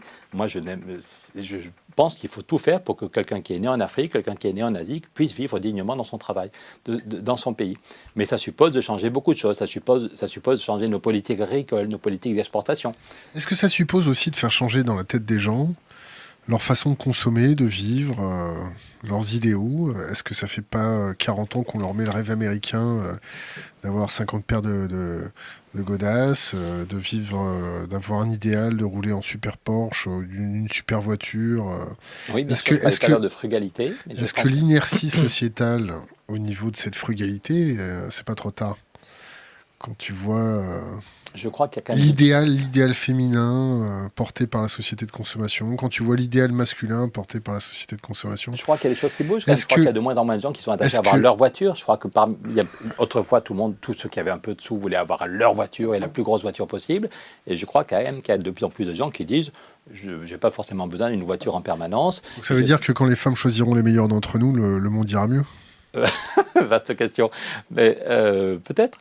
Mais je pense que femmes et hommes, je pense qu'il y a une perception des problèmes qui est en train d'évoluer. Et je pense que le modèle je veux une grosse voiture qui pollue beaucoup... Pour séduire une belle femme. Oui, mais je crois que c'est en train de changer. Peut-être que je suis trop optimiste, mais dans les gens que je rencontre, peut-être que c'est une partie de la population. Et puis je pense que les gens mûrissent. Enfin, je pense qu'il y a... On n'a pas beaucoup vu d'avions de chasse à Notre-Dame-des-Landes quand même, hein. Non, mais moi je crois au dialogue. C'est pour ça que je suis peut-être pas très clair aujourd'hui. J'ai peu dormi la nuit dernière parce qu'on a fini très tard à Rennes. Et ce matin, j'ai commencé très tôt au ministère des Finances. Mais je crois au dialogue. J'arrive partout avec mes petits graphiques et je crois que les gens sont capables de comprendre. Quand l'autre jour, plusieurs députés nous disent qu'ils ont compris ce jour-là la gravité du problème et qu'ils ont compris qu'il y avait des solutions et que c'était une opportunité, je me suis dit, je n'ai pas perdu ma matinée. Et c'est pour ça aussi que je voudrais qu'on soit le plus nombreux à être porte-parole. Il y a des étudiants qui se forment dans notre association pour être porte-parole de ce message dans leurs universités. Est-ce que tu envisages la confrontation avec les politiques? Une confrontation ferme? Par exemple, admettons que tu arrives à fédérer sur ta page Facebook, YouTube ou tes réseaux sociaux 3 millions de personnes et que tu organises une flash mob pour te donner rendez-vous... auprès des 7 voitures de notre ministère de l'écologie, Nicolas Hulot. Avant la COP. Nicolas Hulot, tu l'as eu au téléphone? Je ne l'ai pas eu au téléphone, je l'ai rencontré plusieurs fois, il a fait la préface de notre livre. D'accord. Et donc je pense peut-être que si on verra début novembre si Emmanuel Macron a repris notre projet ou pas, et sinon peut-être qu'il faudra être place de la République, faire une grande marche non violente juste avant le sommet des chefs d'État européens. Déjà en Belgique, des copains veulent l'organiser ça. Qu'est-ce que tu penses qu'on fiche les écologistes, les fichiers S? Comment ça se fait qu'on fiche les écologistes? Je n'étais pas au courant, pardon, je découvre le sujet. Tu découvres le sujet? Mais peut-être que je suis fiché, je ne sais pas. Est-ce que tu trouves que les mouvements écologistes qui portent atteinte aux intérêts nationaux, c'est normal qu'on les fiche. Mais de qui on parle, pardon? Je découvre le sujet. Ceux qui s'amusent. Tu découvres le sujet? Oui, pardon. Aucun de nous n'arrive à tout suivre. T'en as jamais entendu parler? Non, pardon. Non, les gens de chez Greenpeace, par exemple. Non, je ne savais pas qu'ils étaient fichés. Non, vous m'apprenez qu'ils sont fichés. Au même titre que certains terroristes? Ben, je trouve ça tout à fait choquant qu'on les mette dans les mêmes cases que des terroristes. Pourquoi? Parce que... Est-ce que menacer les entreprises françaises polluantes, c'est menacer la croissance, donc c'est menacer la France non, on ne peut pas du tout le mettre au même niveau le mettre au même niveau que les terroristes. Les actions non violentes pour dire qu'il faut stopper les subventions aux énergies fossiles, c'est quand même quelque chose qui va dans le bon sens et c'est aucun rapport avec une action terroriste. Donc je suis un peu étonné quand vous me dites qu'ils sont fichés S. Mais moi j'étais à Notre-Dame-des-Landes, je me suis pris des lacrymogènes, j'étais à Notre-Dame-des-Landes, j'étais à Sivins, voilà. T'as pas dû rester longtemps, t'as fait une après-midi quoi. Je suis allé 3 fois à Notre-Dame-des-Landes. Trois petites après-midi quoi. Et à Sivins, oui, je pas tant. Qu'est-ce que tu penses de l'enfouissement des déchets radioactifs? Je pense que j'ai pas beaucoup réfléchi du point de vue technique, mais je pense que ce n'est pas la meilleure. Je pense que le nucléaire, aujourd'hui, les avantages. Mon père travaillait à EDF, donc quand j'étais petit, on m'expliquait que le nucléaire nous donnait une énergie pas trop chère, qui nous garantissait une autonomie, la France, et papa nous expliquait que les énergies renouvelables étaient beaucoup trop chères. Ça, c'était vrai il y a 40 ou 45 ans. Mais aujourd'hui, le prix des énergies renouvelables s'est effondré. Parce qu'il y a des gens qui font progresser l'éolien, le photovoltaïque, la biomasse, et le prix du nucléaire augmente parce qu'après les accidents qui ont eu lieu en Russie ou au Japon, on veut des normes de plus en plus élevées. Et le coût de l'EPR augmente à chaque fois qu'on fait un EPR. Donc je crois que même du point de vue bêtement économique, on voit que le modèle du nucléaire n'est plus le bon modèle. Donc c'est pas pour rien si on se dit qu'il faut progressivement sortir du nucléaire, et ça suppose de la sobriété. En gros, il faut diviser par 2 notre consommation d'énergie. Si chacun de nous passe son temps à regarder sur Internet des vidéos, si chacun de nous veut avoir une voiture, si chacun de nous laisse les lumières allumées parce que c'est pas grave, voilà, on s'en sortira pas. Même avec des énergies renouvelables, on s'en sortira pas. Donc l'objectif, c'est de diviser par 2 notre consommation d'énergie et que qu'on stoppe l'exploitation du charbon, du fuel, des énergies carbonées fossiles, et l'énergie dont on a besoin, qu'on le fasse avec des énergies renouvelables. Combien tu consommes, toi? Aucune idée. Ce que tu manges, tes chaussures, le prix de ton costard. Mon costume est nouveau parce que je passe à la télé, mais sinon le jour ma femme m'a engueulé parce que j'ai toujours des trucs qui dépassent, c'est le même costume que j'ai farapissé 3 fois. Mais là, voilà. Mais sinon, la sobriété, c'est réellement le vieux jean bien trouvé. Voilà. Je n'ai jamais acheté de voiture. J'ai eu la chance de récupérer des vieilles voitures. Je n'utilise jamais la voiture sauf une fois par an pour partir dans les Pyrénées. Tu comment aujourd'hui? Là, je suis venu en métro, évidemment. J'ai ma Navigo, je peux le prouver. Voilà. Mais de toute façon, dans Paris. Tu consommes de la viande? Oui, encore trop souvent. Je suis un bon Béarnais élevé au jambon de Bayonne, donc j'en consomme moins qu'il y a 10 ans, mais j'en consomme encore trop. Oui. Par contre, je ne prends jamais l'avion, sauf quand on m'invite pour aller à Bamako ou quand on m'invite à La Réunion pour parler du climat. Mais sinon, ça fait des années et des années que je n'ai pas pris l'avion et je trouve ça tout à fait normal. Donc revenons à l'idéal qu'on a instillé dans l'inconscient des gens d'hyperconsommation pour d'ailleurs soutenir un système financier hyper consommant. Oui, et ça revient Comment on fait pour le changer? Ça revient avec l'idée fausse que s'il n'y a pas de croissance, on ne peut pas donner du boulot à tout le monde. C'est pas pour rien, je crois que vous avez creusé ma biographie, ça fait 25 ans que je me base sur l'idée de la semaine de 4 jours et dire qu'on peut créer des emplois, même sans croissance, qu'avec les progrès techniques, avec les robots, les ordinateurs, avec l'intelligence qu'on a mise dans la tête des gens, on produit beaucoup plus avec moins de travail, et qu'au lieu d'accepter de subir que ces gains de productivité amènent à un chômage massif, qu'on pourrait partager autrement, de façon plus intelligente, le temps de travail sur toute la vie. Et il se trouve qu'il y a 400 entreprises qui ont mis en place cette idée. Tous les salariés passent à 4 jours en moyenne et l'entreprise arrête de payer les cotisations chômage si elle a créé 10% d'emplois. Donc c'est une façon de montrer qu'il n'y a pas besoin de croissance, parce que cette fuite en avant, quand on dit que la Chine met toujours plus de dettes, tout ça, c'est avec l'idée qu'il faut donner du boulot aux gens, sinon le peuple va se rebeller. Donc il y a besoin de donner du travail. Et la plupart de nos dirigeants pensent que ce n'est pas possible de donner du travail aux gens s'il n'y a pas de croissance. Et nous, on montre que les leviers les plus fondamentaux, les plus efficaces pour donner du travail à un maximum de gens, c'est lutter contre le dérèglement climatique. Ça peut créer massivement des emplois. Et c'est relancer une négociation sur la question du temps de travail tout au long de la vie. Alors, question Internet. Doit-on voter des lois sur le consumérisme raisonné ? Je ne sais pas ce qu'est cette loi, pardon. C'est une question. Autre question, faut-il nationaliser les banques pour financer la transition écologique ? Non, par contre, il faut créer une banque. Il faut sans doute faire la séparation des banques, si on veut calmer la spéculation, c'est un des trucs que Roosevelt avait fait, la séparation des banques de dépôt et des banques d'affaires, ça calmerait le jeu sur la spéculation. Le Glass-Steagall Act. Exactement, ça a marché pendant 60 ans quand même, et ça marchait très bien. Il faut créer une banque au niveau européen, donc c'est le traité qu'on propose. On peut dans 1 an et demi avoir une banque du climat au niveau européen, soit la BEI qu'on transforme, soit une filiale de la BEI, qui serait une banque pour financer la transition dans tous les pays d'Europe et les pays d'Afrique. Peut-on réussir une transition dans un scénario où les USA ne suivent pas ? La réponse est oui, c'est-à-dire que l'Europe est quand même la première économie mondiale. On a l'habitude de se fouetter, de voir tous nos défauts, mais on oublie quand même que l'Europe est la première puissance économique mondiale. Donc si l'Europe et l'Afrique et la Méditerranée enclenchent ce mouvement, d'abord c'est quand même une bonne partie de l'humanité qui sera concernée, et on pense qu'il y aura un effet de domino positif. On parle souvent de l'effet de domino pour une catastrophe. S'il y a une banque qui fait faillite, il y a d'autres banques qui vont faire faillite. Mais nous, on pense que si l'Europe fait la preuve qu'un autre modèle est possible et qu'on vit bien, mais on consomme beaucoup moins d'énergie. Bien vivre ? Ça veut dire on peut quand même manger, mais on mangera moins de viande. On peut se déplacer, mais avec des modes de vie. L'apport énergétique journalier, tu le fixes à combien ? J'en sais rien, je n'ai pas tous les chiffres en tête, pardon. Voilà, je ne vais pas sortir tous les chiffres. C'est quoi, c'est 1500 calories, 2000 calories ? Je ne sais pas, je suis un peu fatigué là, vraiment, j'ai fini très tard hier à Rennes et pris le premier TGV pour arriver sur Paris, donc je n'ai pas tous les chiffres.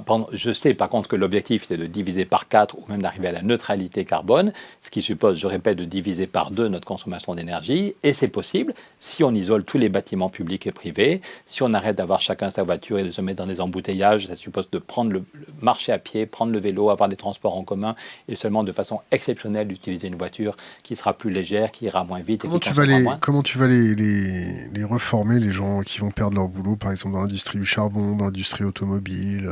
Eh bien, c'est justement pour ça qu'il faut une transformation la plus globale possible, pour qu'il y ait vraiment des créations d'emplois massives à proximité. Parce qu'un homme ou une femme qui travaille aujourd'hui dans le charbon, en Allemagne ou en Pologne, il faut qu'on puisse lui dire que vraiment, pas en théorie, mais que pour de vrai, à moins de 20 km de chez lui ou de chez elle, il y aura un boulot correctement payé, et qu'on va lui demander quelles sont ses compétences, quels sont ses goûts et quelle est la formation. Et donc, est-ce qu'il veut aller travailler dans le bâtiment ? Est-ce qu'il veut travailler dans les énergies renouvelables ? Est-ce qu'il veut travailler dans les transports en commun ? Est-ce qu'il veut travailler dans... On va lui proposer. Et puis que globalement, quand l'ADEME dit qu'on peut créer 800 000 ou 900 000 emplois en France, que si on met en place ce traité, on va financer la transition et qu'on peut créer 800 000 ou 900 000 emplois. Le taux de chômage en France, c'est combien ? Là, il remonte depuis 4 mois. J'ai vu hier, on n'en parle pas beaucoup, mais les chiffres du chômage remontent. Et alors, c'est combien de personnes ? Ça dépend si on considère les chômeurs de la catégorie A ou l'ensemble des chômeurs. On est à plus de 6 millions. Plus de 6 millions. Plus de 6 millions. Et c'est intéressant de voir comment même la BCE, la Banque Centrale Européenne, justement, la BCE dit comment se fait-il quand je mets 3 000 milliards sur la table, ça aurait dû booster l'économie et relancer les salaires. Voilà. Et la BCE dit il me manque un problème. Il y a un engrenage qui ne marche plus parce que dans mes théories, il y a 40 ans, quand on met autant d'argent, ça relance l'économie. Donc les salariés peuvent demander une augmentation de salaire. Donc la BCE a fait des études pour dire qu'est-ce qui manque dans le... Et la BCE arrive à dire que les chiffres du chômage ne sont qu'une petite partie de la réalité et que si on tient compte des chômeurs, mais aussi des chômeurs qui sont découragés. Ça fait 2 ans qu'ils cherchent du boulot, ils ne sont plus inscrits, ils sont tombés un cran plus bas. Les effets de manche des politiques pour masquer leur incompétence. Tous les boulots à temps partiel qui ne sont pas au chômage, mais c'est juste insupportable, on n'arrive pas à vivre correctement avec ça. C'est la BCE qui dit qu'en fait, c'est 21% des actifs qui sont concernés par le chômage et une très grande précarité en Europe. 21%. 21%, ça représente combien ? Ça représente là, je ne sais plus, mais ça veut dire que les chiffres officiels qui sont à 8 ou 9% ne sont même pas la moitié du problème. Et ça veut dire aussi qu'on est tous tirés vers en bas, que même quelqu'un ou quelqu'une qui a un bon boulot dans une entreprise, quand tout le monde a la trouille d'être un jour au chômage, la négociation sur les salaires, elle est bloquée. Autrefois, il y a 30 ans, quand quelqu'un n'était pas content de son boulot, il était crevé, il était stressé, le patron était chiant, ou il avait fait le tour intellectuellement, ou il n'était pas bien payé, il pouvait donner sa démission, et en 3 mois, il retrouvait un boulot. Tandis que là, quand vous avez 20% des gens qui sont en situation de chômage ou de précarité, tous ceux qui ont un boulot, ils se disent c'est déjà mieux que rien. Donc 6 millions de personnes, toi tu veux créer 800 000 emplois, c'est ça en France ?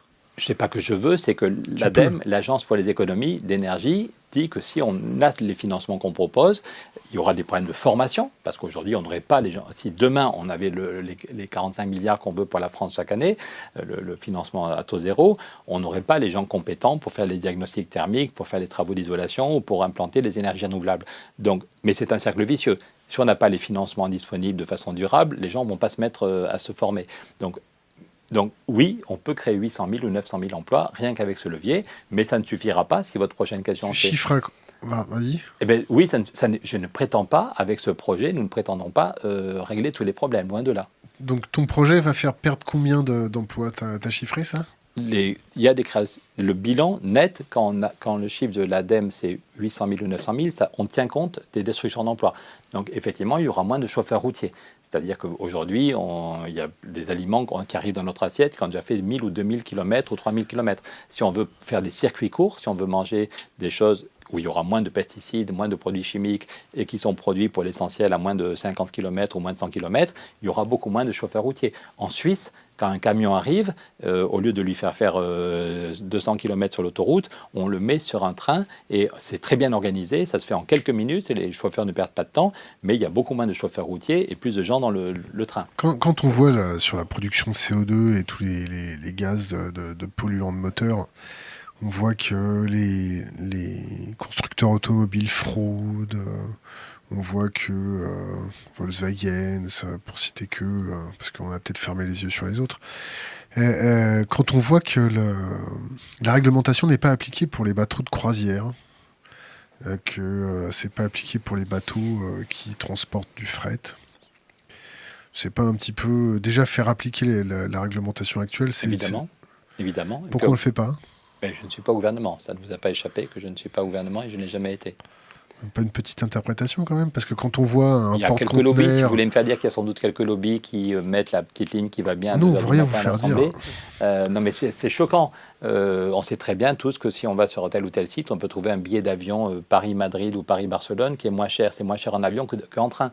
C'est juste stupide. C'est totalement choquant, alors qu'on veut sauver la planète, que quelqu'un qui crame du kérosène en prenant son billet d'avion, ça va lui coûter moins cher que de prendre le TGV ou voilà. Donc parce que le kérosène n'est pas assez taxé et parce qu'on continue à trop privilégier ce genre d'énergie. Sur la réglementation des polluants, par exemple sur les bateaux, comment ça se fait que personne ne s'intéresse à ce dossier-là? Je trouve ça totalement anormal, mais je ne suis pas... Tu penses pouvoir te battre contre des lobbies hyper puissants, hyper financés depuis des décennies, bien profondément... Je pense qu'il y a des sujets qui, tant qu'ils sont réservés on discute à 3 ou 4 dans une réunion ministérielle et voilà, tandis que si on les met sur la table, si on fait un débat public, il y a des lobbies qui, par exemple sur la question de l'amiante, si on avait pu mettre ça dans l'espace public plus tôt, je pense qu'on aurait interdit l'amiante beaucoup plus tôt. Donc notre objectif, c'est qu'un maximum de citoyens comprennent qu'ils peuvent comprendre ces questions, qu'ils peuvent comprendre la gravité du problème climatique, qu'ils peuvent comprendre les questions monétaires. On met des mots compliqués pour leur faire peur, le quantitative easing, mais tous les gens qui viennent à nos conférences aux 4 coins du pays se disent « Putain, mais j'ai compris ce que c'est la création monétaire et comment on pourrait la mettre au service du bien commun. » Tes conférences, c'est environ 400 personnes à chaque fois, c'est ça? Oui, puis ceux qui regardent par Internet. Non, mais je ne dis pas qu'on va sauver le monde tout seul. Donc, on cherche des alliés. Si je suis là aujourd'hui, non, mais je le dis sérieusement, c'est qu'on cherche des alliés. On cherche à ce que ceux et celles qui nous écoutent se disent putain, il parle trop vite, je ne comprends pas la moitié de ce qu'il raconte, mais globalement, il va dans le bon sens. Et il ne va pas y arriver tout seul, donc il faut qu'on l'aide. Tiens, tu regardes la caméra, là. Je le redis, tout à l'heure, c'était pour Sophie Marceau, mais elle est toujours là ou pas? Ouais, mais t'inquiète pas, on l'appellera ce soir. Tu leur dis on est dans une merde noire. Et ça va très mal se terminer. A priori, c'est foutu, mais on peut s'en sortir. Voilà, les deux messages que je veux faire passer, c'est a priori, c'est foutu, on a toutes les raisons de se flinguer, ça peut très très mal finir, mais on peut s'en sortir si on est des millions à se dire pendant quelques mois, on y croit et on pousse ensemble dans le même sens, et que c'est au niveau européen. Au niveau national, il n'y a pas les marges de manœuvre. Au niveau international, avec Trump, c'est foutu. Et par contre, l'Europe a une responsabilité, et donc on peut faire du judo politique et mettre la pression sur nos dirigeants pour les pousser au courage. Question d'Internet. Comment peut-il parler de la question écologique sans aborder la question sociale? C'est un reproche qu'on peut difficilement me faire. J'ai été licencié de chez mon premier employeur à cause de mes idées en matière sociale. Et ça fait 25 ans que je me bats sur les questions sociales, sur la lutte contre la pauvreté et la précarité. Et donc là, j'y reviens. Je suis très heureux que dans la campagne qu'on a lancée pour obtenir un traité sur le climat, on a le président des syndicats européens avec nous, on a la Fondation Abbé Pierre et l'équivalent de la Fondation Abbé Pierre dans plein de pays d'Europe, parce que tous ces gens-là se battent sur les questions de justice sociale et aujourd'hui sur les questions de justice climatique. Tu penses que les médias jouent correctement leur rôle dans la propagation de ces informations ou de ces idées Il y a quand même une évolution depuis quelques années, quand on a à la une du Monde les 15 000 scientifiques qui tirent la sonnette d'alarme, quand hier c'était le journal Ouest France qui m'invitait à Rennes, le journal Ouest France nous a mis plusieurs fois à la une. Je crois aussi qu'il y a des journalistes qui, comme citoyens, commencent à se réveiller la nuit. Donc oui, je trouve que... Tu te réveilles la nuit, tu penses à quoi? Je vois maintenant, franchement, des scènes d'horreur. Je pense vraiment qu'on peut aller vers le chaos. C'est récent depuis quelques semaines. Mais je pense que ça peut finir par des guerres, que ce qui se passe en Italie et ailleurs m'inquiète vraiment. Je vois des comportements totalement inhumains qui sont assumés par les dirigeants politiques, qui ont pourtant un bon niveau d'intelligence. Je pense qu'y compris des gens comme Wauquiez en France, qui sont pourtant normal sup, donc un très bon niveau intellectuel, et la République, le pays des grandes études, est prêt à dire n'importe quoi pour jouer sur les peurs. Et donc là, depuis quelque temps, vraiment, pourtant je suis d'un naturel rigolus, les gens qui me connaissent savent que je suis plutôt un anxieux, mais je me dis que ça fout du stress. Tu te réveilles, c'est-à-dire tu te réveilles d'un coup et tu dis réveillez-vous. Non, je vois des scènes d'horreur. Par exemple, l'autre jour, j'ai vu comme les gens qui fuyaient au Vietnam parce qu'ils étaient bombardés. Et je pense qu'on peut avoir des pays qui pètent les plombs. L'histoire montre que des pays peuvent péter les plombs. L'Allemagne est un pays qui avait donné des grands philosophes. La République de Weimar, c'était une république. Et puis tout d'un coup, il y a un moment où on pète les plombs. Parce que ça fait trop longtemps qu'il y a de la précarité, parce que le système m'oppresse. Et pour montrer que j'existe, j'ai besoin de trouver un bouc émissaire. Je ne suis pas psychologue, mais on a tous un cerveau reptilien, et pas seulement les gens qui votent pour des partis néo-nazis. Et il y a un moment où collectivement, on peut péter les plombs. Et tu n'as pas l'impression que les États s'organisent pour ça, en mettant de la surveillance de masse, en mettant de la reconnaissance faciale un peu partout, en faisant de la big data sur ses concitoyens pour faire de l'anticipation prédictive? Je n'ai pas beaucoup réfléchi à ces questions. Pardon, je ne prétends pas avoir une vision universelle de tous les sujets. Moi, mon but, c'est avec d'autres, et heureusement, on est de plus en plus nombreux. Je répète, l'autre jour, on a fait un débat à Jussieu. Il y a plusieurs dizaines d'étudiants qui ont dit qu'ils voulaient se former pour devenir porte-parole et pour porter le message à l'automne dans les universités, pour qu'on foute le feu un peu partout. Je n'ai pas beaucoup réfléchi à la question de la surveillance que vous posez. Je ne pense pas qu'on puisse dire que les États s'organisent pour aller vers le chaos. Par contre, je pense qu'il y a une inertie monstrueuse. Je pense que nos dirigeants ne font pas le job. Qu'aujourd'hui, quand on lit les rapports du GIEC, quand on lit les rapports du FMI, quand on voit le bilan d'Eurostat qui dit que la France a augmenté de 3% ses émissions de gaz à effet de serre, le gouvernement devrait dire on prend une semaine, on arrête les affaires quotidiennes et on prend une semaine pour voir en France ou en Europe, comment on change de modèle radicalement. Et ce qui est incroyable, c'est de voir comment, moi j'étais chez Accenture, mes premières années, pendant 11 ans, j'ai bossé chez Accenture, et ce qui était à la mode, c'était le re-engineering, c'était la disruption. Et encore aujourd'hui, on dit que les entreprises doivent se réinventer, faire de la... Voilà. Et que par contre, en matière politique, on ne met que des rustines. Ça fait 25 ans que je participe au débat sur les politiques, sur l'emploi, on n'a fait aucun progrès. Savoir le lien entre le progrès technologique, les gains de productivité, est-ce que ça a un lien ou pas avec le chômage, on n'a pas fait aucun progrès. Moi, ça me terrifie de voir comment il y a plein de domaines où on fait des progrès. En matière technologique, on a tous des téléphones qui sont maintenant des petits bijoux. On n'imaginait pas il y a 25 ans qu'on aurait ça. En matière médicale, j'ai une copine qui est médecin qui me dit qu'on a fait des progrès fabuleux pour lutter contre certains cancers. Il y avait des cancers de l'enfant qui étaient quasiment toujours mortels il y a 30 ans. Et maintenant, on arrive quasiment à sauver tous les enfants parce que les médecins travaillent, les chercheurs travaillent. Ils prennent un café le matin quand ils arrivent et puis ils se mettent au boulot et puis ils n'ont pas le droit de mentir. Quelqu'un qui ment dans un colloque de médecine, il est foutu dehors pour les 30 ans. Tandis qu'en matière politique, sur le climat... On peut continuer de mentir. Le bilan est quand même catastrophique. Le niveau de chômage est monstrueux, le niveau de précarité. Tu as été au Parti Socialiste ? Oui, personne n'est parfait, mais je l'ai quitté parce que je n'avais pas réussi à le faire bouger. Mais voilà, je ne dis pas que c'est un grand succès. Mes 2 passages au PS n'ont pas été... Confiance dans Emmanuel Macron ? Je trouve que ce qu'on fait en ce moment n'est pas à la hauteur. Je le dis franchement. Quand on voit le niveau de chômage et de précarité, quand on voit que depuis 4 mois, le chômage recommence à augmenter, quand on voit... L'inégalité ? Les inégalités sont à un niveau monstrueux, en France comme dans tous les pays occidentaux. On continue à dire que la croissance va revenir, alors qu'on sait, c'est terrifiant. Le problème n'est pas Emmanuel Macron plus que les autres, c'est que tous les chefs d'État, on a l'impression qu'ils ont une mémoire qui ne dépasse pas 3 semaines. À chaque fois, c'est pareil. Depuis 30 ans, que je m'intéresse à la vie politique, à chaque fois qu'on a que les planètes sont alignées, voilà. Quand le pétrole est gratuit... C'est quoi la 6JJ ? C'est l'alignement des planètes. D'accord, j'ai appris un truc, j'ai bien fait de venir. Donc quand les planètes, quand le pétrole est gratuit... Merci maître. Quand le pétrole est gratuit, je le ferai dès que la caméra est éteinte, c'est promis. Donc quand le pétrole est gratuit, les taux d'intérêt sont faibles, on peut s'endetter. Donc à chaque fois, il y a un peu plus de croissance. Quand c'était Michel Rocard qui était à Matignon, il y a 30 ans, on a eu 4%, 4,5% de croissance pendant 3 ans. Et puis ça s'est planté et Rocard a dit « je me suis trompé, j'ai cru que la crise était finie, c'était juste parce que le pétrole est gratuit et les taux d'intérêt ». Puis après ça, de nouveau, il y a eu un contre-choc quand Jospin arrive. Ce n'est pas la faute de Jospin, c'est que le pétrole est gratuit, les taux d'intérêt sont faibles, les entreprises... Voilà. Il y a eu 3 années de croissance à 2,5. Donc ça a duré, c'était déjà...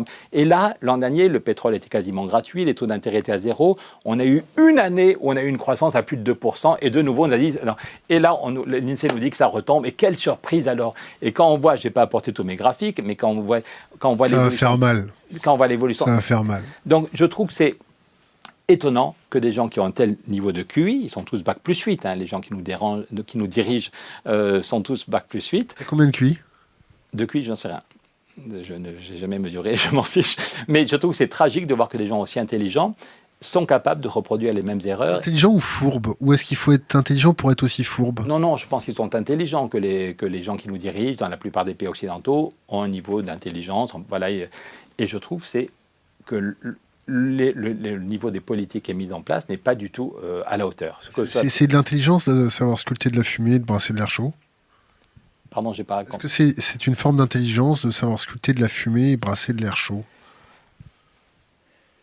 Je ne suis pas dans la posture du commentateur. Moi, je suis vraiment flippé. Je pense que ça peut très mal finir. Je pense que la plupart des gens qui nous dirigent sont habitués à des trucs qu'on peut modifier à la marge et qui sont linéaires et ne savent pas que des systèmes peuvent s'effondrer. Moi, j'ai fait de la biologie et je sais que des systèmes peuvent s'effondrer. Je me souviens quand ma mère était à l'hôpital et qu'un médecin est sorti en larmes de sa chambre en disant que c'était fini, qu'il n'y en avait plus que pour quelques semaines.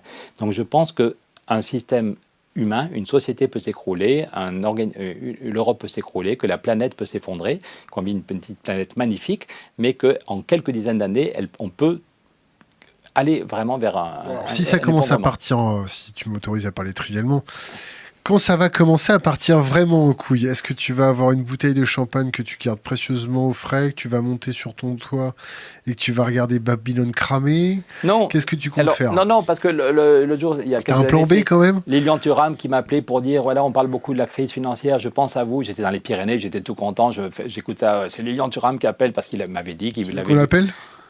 On peut l'appeler, et donc j'étais fier, je fais ça écouter à mes enfants, c'est Lilian Thuram voilà, on vous l'avait annoncé, voilà, et je suis heureux pendant 10 minutes et je fais écouter ça aux enfants, mais sur le fond, je me dis, putain, tu n'es pas à la hauteur, je ne suis pas bon. Ok, j'ai annoncé la crise financière, ok, j'ai annoncé que la crise n'était pas finie, ok, je sais que la Chine, ça peut partir en vrille, y avoir un conflit avec le Japon, et voilà. Et si nous n'arrivons pas à empêcher ça, c'est qu'on n'est pas bon. Donc on peut dire que Macron n'est pas à la hauteur, on peut dire que Merkel n'est pas à la hauteur, mais nous, est-ce qu'on se donne les moyens? On a Internet, on a tous un cerveau. T'es profondément optimiste. Non, je ne suis pas optimiste. Je vous dis que ça peut, a priori, c'est mal foutu. Qu'est-ce que toi, Alors, regarde, imagine-toi si ça faisait 10 ans, si ça faisait 12 ans, que tu étais réveillé la nuit par la passivité intellectuelle des gens. Ce misérabilisme de l'impuissance. Et si tu avais la capacité cognitive de pouvoir faire accélérer l'horloge et de voir à peu près comment ça allait partir en déliquescence. Imagine-toi... T'aurais peut-être un plan B, genre un plan du genre, bon, cette meute ou ce troupeau de connards incapables de se bouger pour des questions vitales, tu vas peut-être pas te limiter.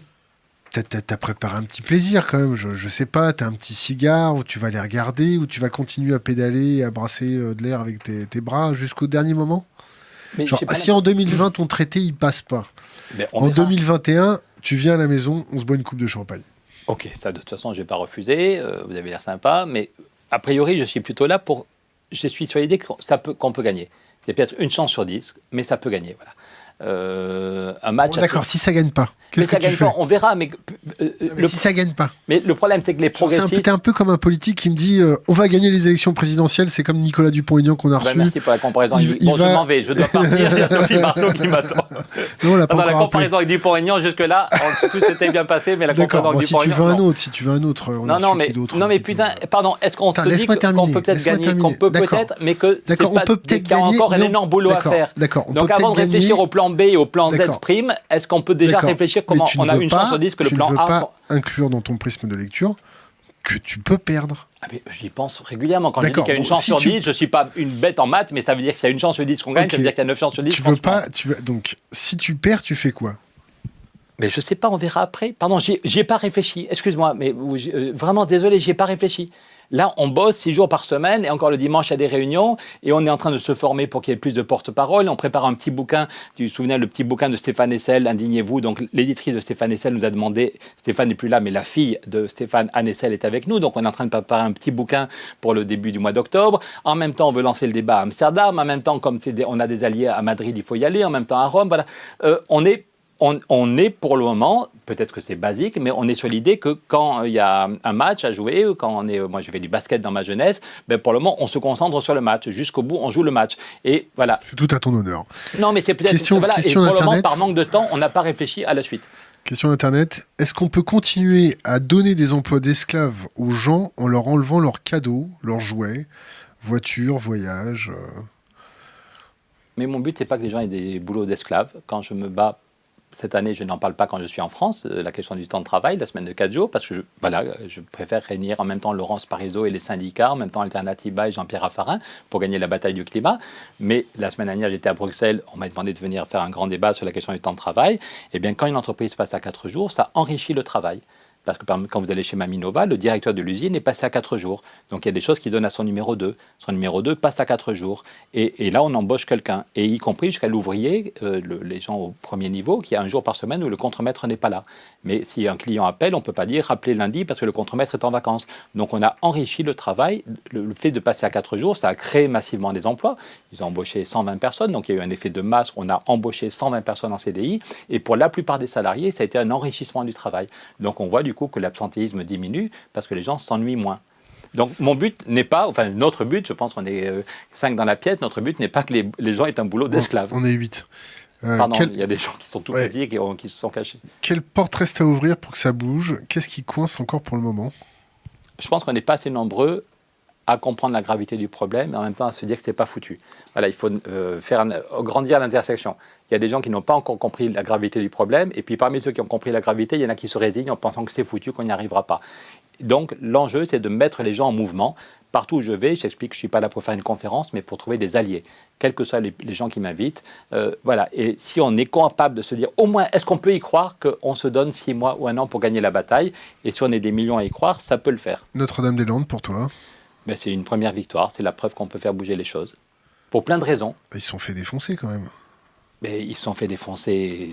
Globalement, quand même, cet aéroport ne va pas se faire. Quand je dis que c'est une victoire, c'est que cet aéroport ne va pas se faire.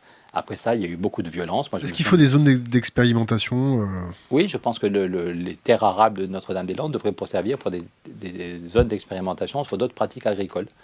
Ça me paraît. Et donc, oui, il y a eu de la violence. Moi, je me souviens d'une manif, il y a quelques années, j'ai oublié la date, mais on était plusieurs milliers. C'était une manif tout à fait bon enfant. Il y avait des gens de toutes les générations, il faisait beau. Les sondages expliquaient que 80% des gens ne voulaient pas du deuxième aéroport.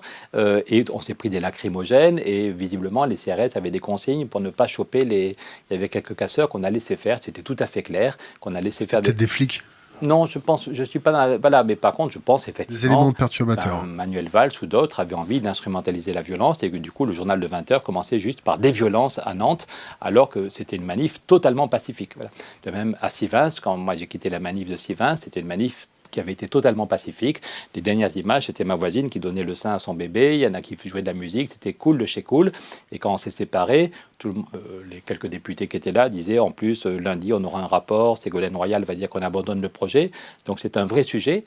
C'est aussi la réflexion de John Palais, c'est comment éviter la violence et comment faire gagner nos causes par des mouvements non violents. Que pense-t-il de la collapsologie ? La collapsologie, c'est les gens qui disent que ça peut s'effondrer. Régie-déduction. Oui, ben, je pense qu'ils ont raison, ça peut s'effondrer. Ça peut s'effondrer. Les systèmes, je ne sais plus, c'est Ken Rogoff qui disait ça, ou je ne sais plus qui disait que les systèmes tiennent souvent plus longtemps qu'on le pense, mais ils s'effondrent plus vite qu'on l'imagine. Voilà. Et il le disait, c'est l'ancien numéro 2 de la Banque mondiale qui disait ça, et il disait ça pour le système financier. On met des rustines, pour le moment il tient, mais s'il s'effondre, il peut s'effondrer plus vite. Mais c'est vrai aussi pour un système biologique. Un corps humain peut en quelques semaines ou en quelques heures mourir. Et c'est vrai pour un corps social. C'est vrai pour une société où tout d'un coup, une société peut s'effondrer. On le voit dans l'histoire, il n'y a aucun doute. Un peuple peut péter les plombs, je le répète, le peuple allemand était un peuple qui avait donné des grands philosophes, des grands musiciens, qui avait fait la République de Weimar. Et tout d'un coup, parce qu'il y a une flambée du chômage et de la précarité. Ça fait le cerveau reptilien domine. Donc je pense que oui, on peut avoir un effondrement et qu'on accumule tout ce qu'on laisse pourrir depuis 30 ans en disant, bon, après tout, ça peut encore tenir quelques années. Il y a un moment où ça peut faire système et faire mal. Elle est pour quand ta prochaine grève de la faim? Je ne sais pas. Je ne sais pas. Tu t'y prépares? Si c'est pour dire que j'ai 3 kilos en trop, la réponse, c'est le fait que j'ai 3 kilos en trop. T'es gentil quand même. 3, oui, c'est bon. Non, j'espère qu'on peut gagner autrement, mais je n'en sais rien. Encore ce matin, à Bercy, quelqu'un me disait, aux fonctionnaires, en même temps, me disait comment est-ce qu'on peut vous aider sur les aspects budgétaires. Et il m'a déjà envoyé un texto pour qu'on se revoie sur concrètement. Comment il s'appelle? Je ne vais pas donner son nom. Et en même temps, il disait devant ses collègues, quand est-ce qu'on va dans la rue? Et je pense qu'il ne faut pas laisser la rue aux néo-nazis, à ceux qui veulent foutre les réfugiés. Je pense qu'à un moment, il faudrait peut-être s'exprimer de façon non violente pour dire que ce qui se passe est extrêmement grave. Oui. Quelle forme ça prendrait? Je ne sais pas. Je ne sais pas, mais je suis preneur qu'on y réfléchisse. On est d'abord focalisé vraiment. Le jour, on a fait une réunion à notre QG avec plein d'associations, des différents réseaux qui veulent s'associer pour gagner la bataille à l'automne. L'automne va être très important. Il va y avoir le rapport du GIEC, le rapport de l'ONU, la COP24 et le sommet des chefs d'État. Donc, il faut vraiment qu'on soit capable d'avoir une vraie stratégie et d'être vraiment efficace, de passer en mode efficacité totale pour l'automne. Et si on n'arrive pas à convaincre nos dirigeants, peut-être qu'il faudra être de façon non violente dans la rue pour dire que ce qui se passe est grave et qu'on ne peut pas se résigner. Alors, question Internet, pourquoi les écolos sont moqués et ne sont pas pris au sérieux? À cause d'une mauvaise politique écolo? À cause d'un effet de lobbying d'une industrie qui les fait passer pour des demeurés? Je ne sais pas. Je ne sais pas, moi j'ai été pendant un moment à Europe Écologie, il y avait des gens très bien et puis il y avait des gens beaucoup moins bien. Et on dit souvent que le poisson pourrit par la tête. Et à Europe Écologie, il suffisait de 2 ou 3 personnes qui en fait n'en avaient rien à foutre de la jolie, planète. elle est pourrie? Ah non, pas du tout. Je pensais plutôt à Jean-Vincent Placé. Mais non, ça m'a échappé, pardon, pas de nom. Voilà. Donc, non, mais voilà. Donc, il y a des gens qui n'en avaient pas grand-chose à faire, ni du climat, ni de l'éthique. On mettait Eva Joly devant, qui est vraiment une femme de conviction. Et puis derrière, il y en a qui avaient une éthique personnelle très, très différente. Et qui, du coup, n'ont pas été sans doute capables d'imposer des idées dans le débat public. Parce que quand on a plusieurs ministres et qu'on a un groupe de députés, on a des moyens politiques, humains, financiers. On pourrait mettre des idées dans le débat. Bon, on arrive à la fin de notre interview. Elle se finit toujours de la même manière, c'est-à-dire laisser un conseil pour les jeunes générations, quelque chose d'impérissable qui restera sur les réseaux. On t'écoute. 5 conseils? Laisser, alors, laisser un conseil, pardon, j'ai entendu 5 conseils. On va te laisser te préparer. Donne-nous 5 bouquins à lire. Ouf, là je suis trop fatigué pour faire ce choix. 3. Je ne sais pas. Ne pas se décourager. Ne pas se décourager, garder dans sa vie... Non, concentre-toi. Là, on veut 3 livres. Donne-nous 3 livres. Je ne sais pas, j'ai pas envie de partir sur des livres techno, j'ai pas envie non plus... Tu lis quoi en ce moment? Pas grand-chose en ce moment, hélas. Le dernier bouquin que tu as lu, c'est quoi? Je ne sais pas, je suis vraiment fatigué, je lis des bouquins où ma femme me donne des morceaux à lire. Ton livre préféré? C'était il y a très longtemps. Ah bah vas-y, hein. C'était un livre qui s'appelait « Pleure ô mon pays bien-aimé ». C'était il y a très très longtemps, et puis je lis des bouquins sur Mandela, sur Martin Luther King, mais je lis peu, je lis par manque, je lis beaucoup de rapports pour être en termes de crédibilité, mais je n'ai pas beaucoup de temps. J'essaie de garder du temps pour ma vie perso, j'ai une femme et des enfants, j'essaie de garder du temps pour ça, et puis le militantisme m'occupe pas mal. Donc du coup, bon, allez, je ne vais pas très souvent au théâtre, je ne vais pas assez souvent au cinéma. Voilà. Conseil pour les jeunes générations?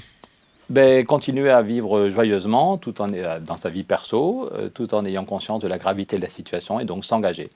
Ne pas se laisser abîmer, ne pas se laisser noircir par la gravité de la situation. Voilà. Dans sa vie personnelle, continuer à vivre tout ce qu'il y a de génial. Et puis, par contre, ne pas refuser l'obstacle, ne pas nier la gravité de ce qui se passe autour de nous, et donc s'engager avec d'autres pour faire bouger les choses. Et on peut prendre son pied en s'engageant. C'est de façon moins vulgaire, c'est Søren Kierkegaard, le philosophe Kierkegaard, qui disait « Une mauvaise conscience peut rendre la vie intéressante ». Et je crois qu'au lieu de nier les problèmes, on peut se dire, c'est pas de ma faute, c'est pas un problème de mauvaise conscience perso. T'es en train d'absoudre ton âme, là? Non, mon âme va très bien, n'a pas besoin d'être absoute de quoi que ce soit. Non, c'est juste que Je pense Ta qu'il faut mauvaise vraiment... conscience? Non, j'ai pas du tout mauvaise conscience, je me sens absolument pas responsable. Nous sommes collectivement responsables, nos parents, nos grands-parents, et ils ne savaient peut-être pas ce qu'ils faisaient. Donc mon problème n'est pas du tout. C'est pour ça que l'expression de Kierkegaard, le début, c'est pas une mauvaise conscience. Moi, je n'ai pas du tout une mauvaise conscience, mais l'idée que ça peut rendre la vie intéressante. Qu'il y a plein de gens qui s'ennuient ou qui se vident la tête à regarder des conneries, tellement leur vie est ennuyeuse, et que le fait de prendre à bras le corps les problèmes, la question du climat, la question de la diversité, la question de la justice sociale, la question du dialogue nord-sud, le fait de se dire putain, ça peut rendre la vie intéressante. On rencontre des gens intéressants, on se sent vivant, on voit aussi nos faiblesses, que tout seul on n'y arrive pas, mais le fait d'agir avec d'autres pour changer le monde peut rendre la vie intéressante et encore plus joyeuse. Pierre Larouturou, merci. Merci.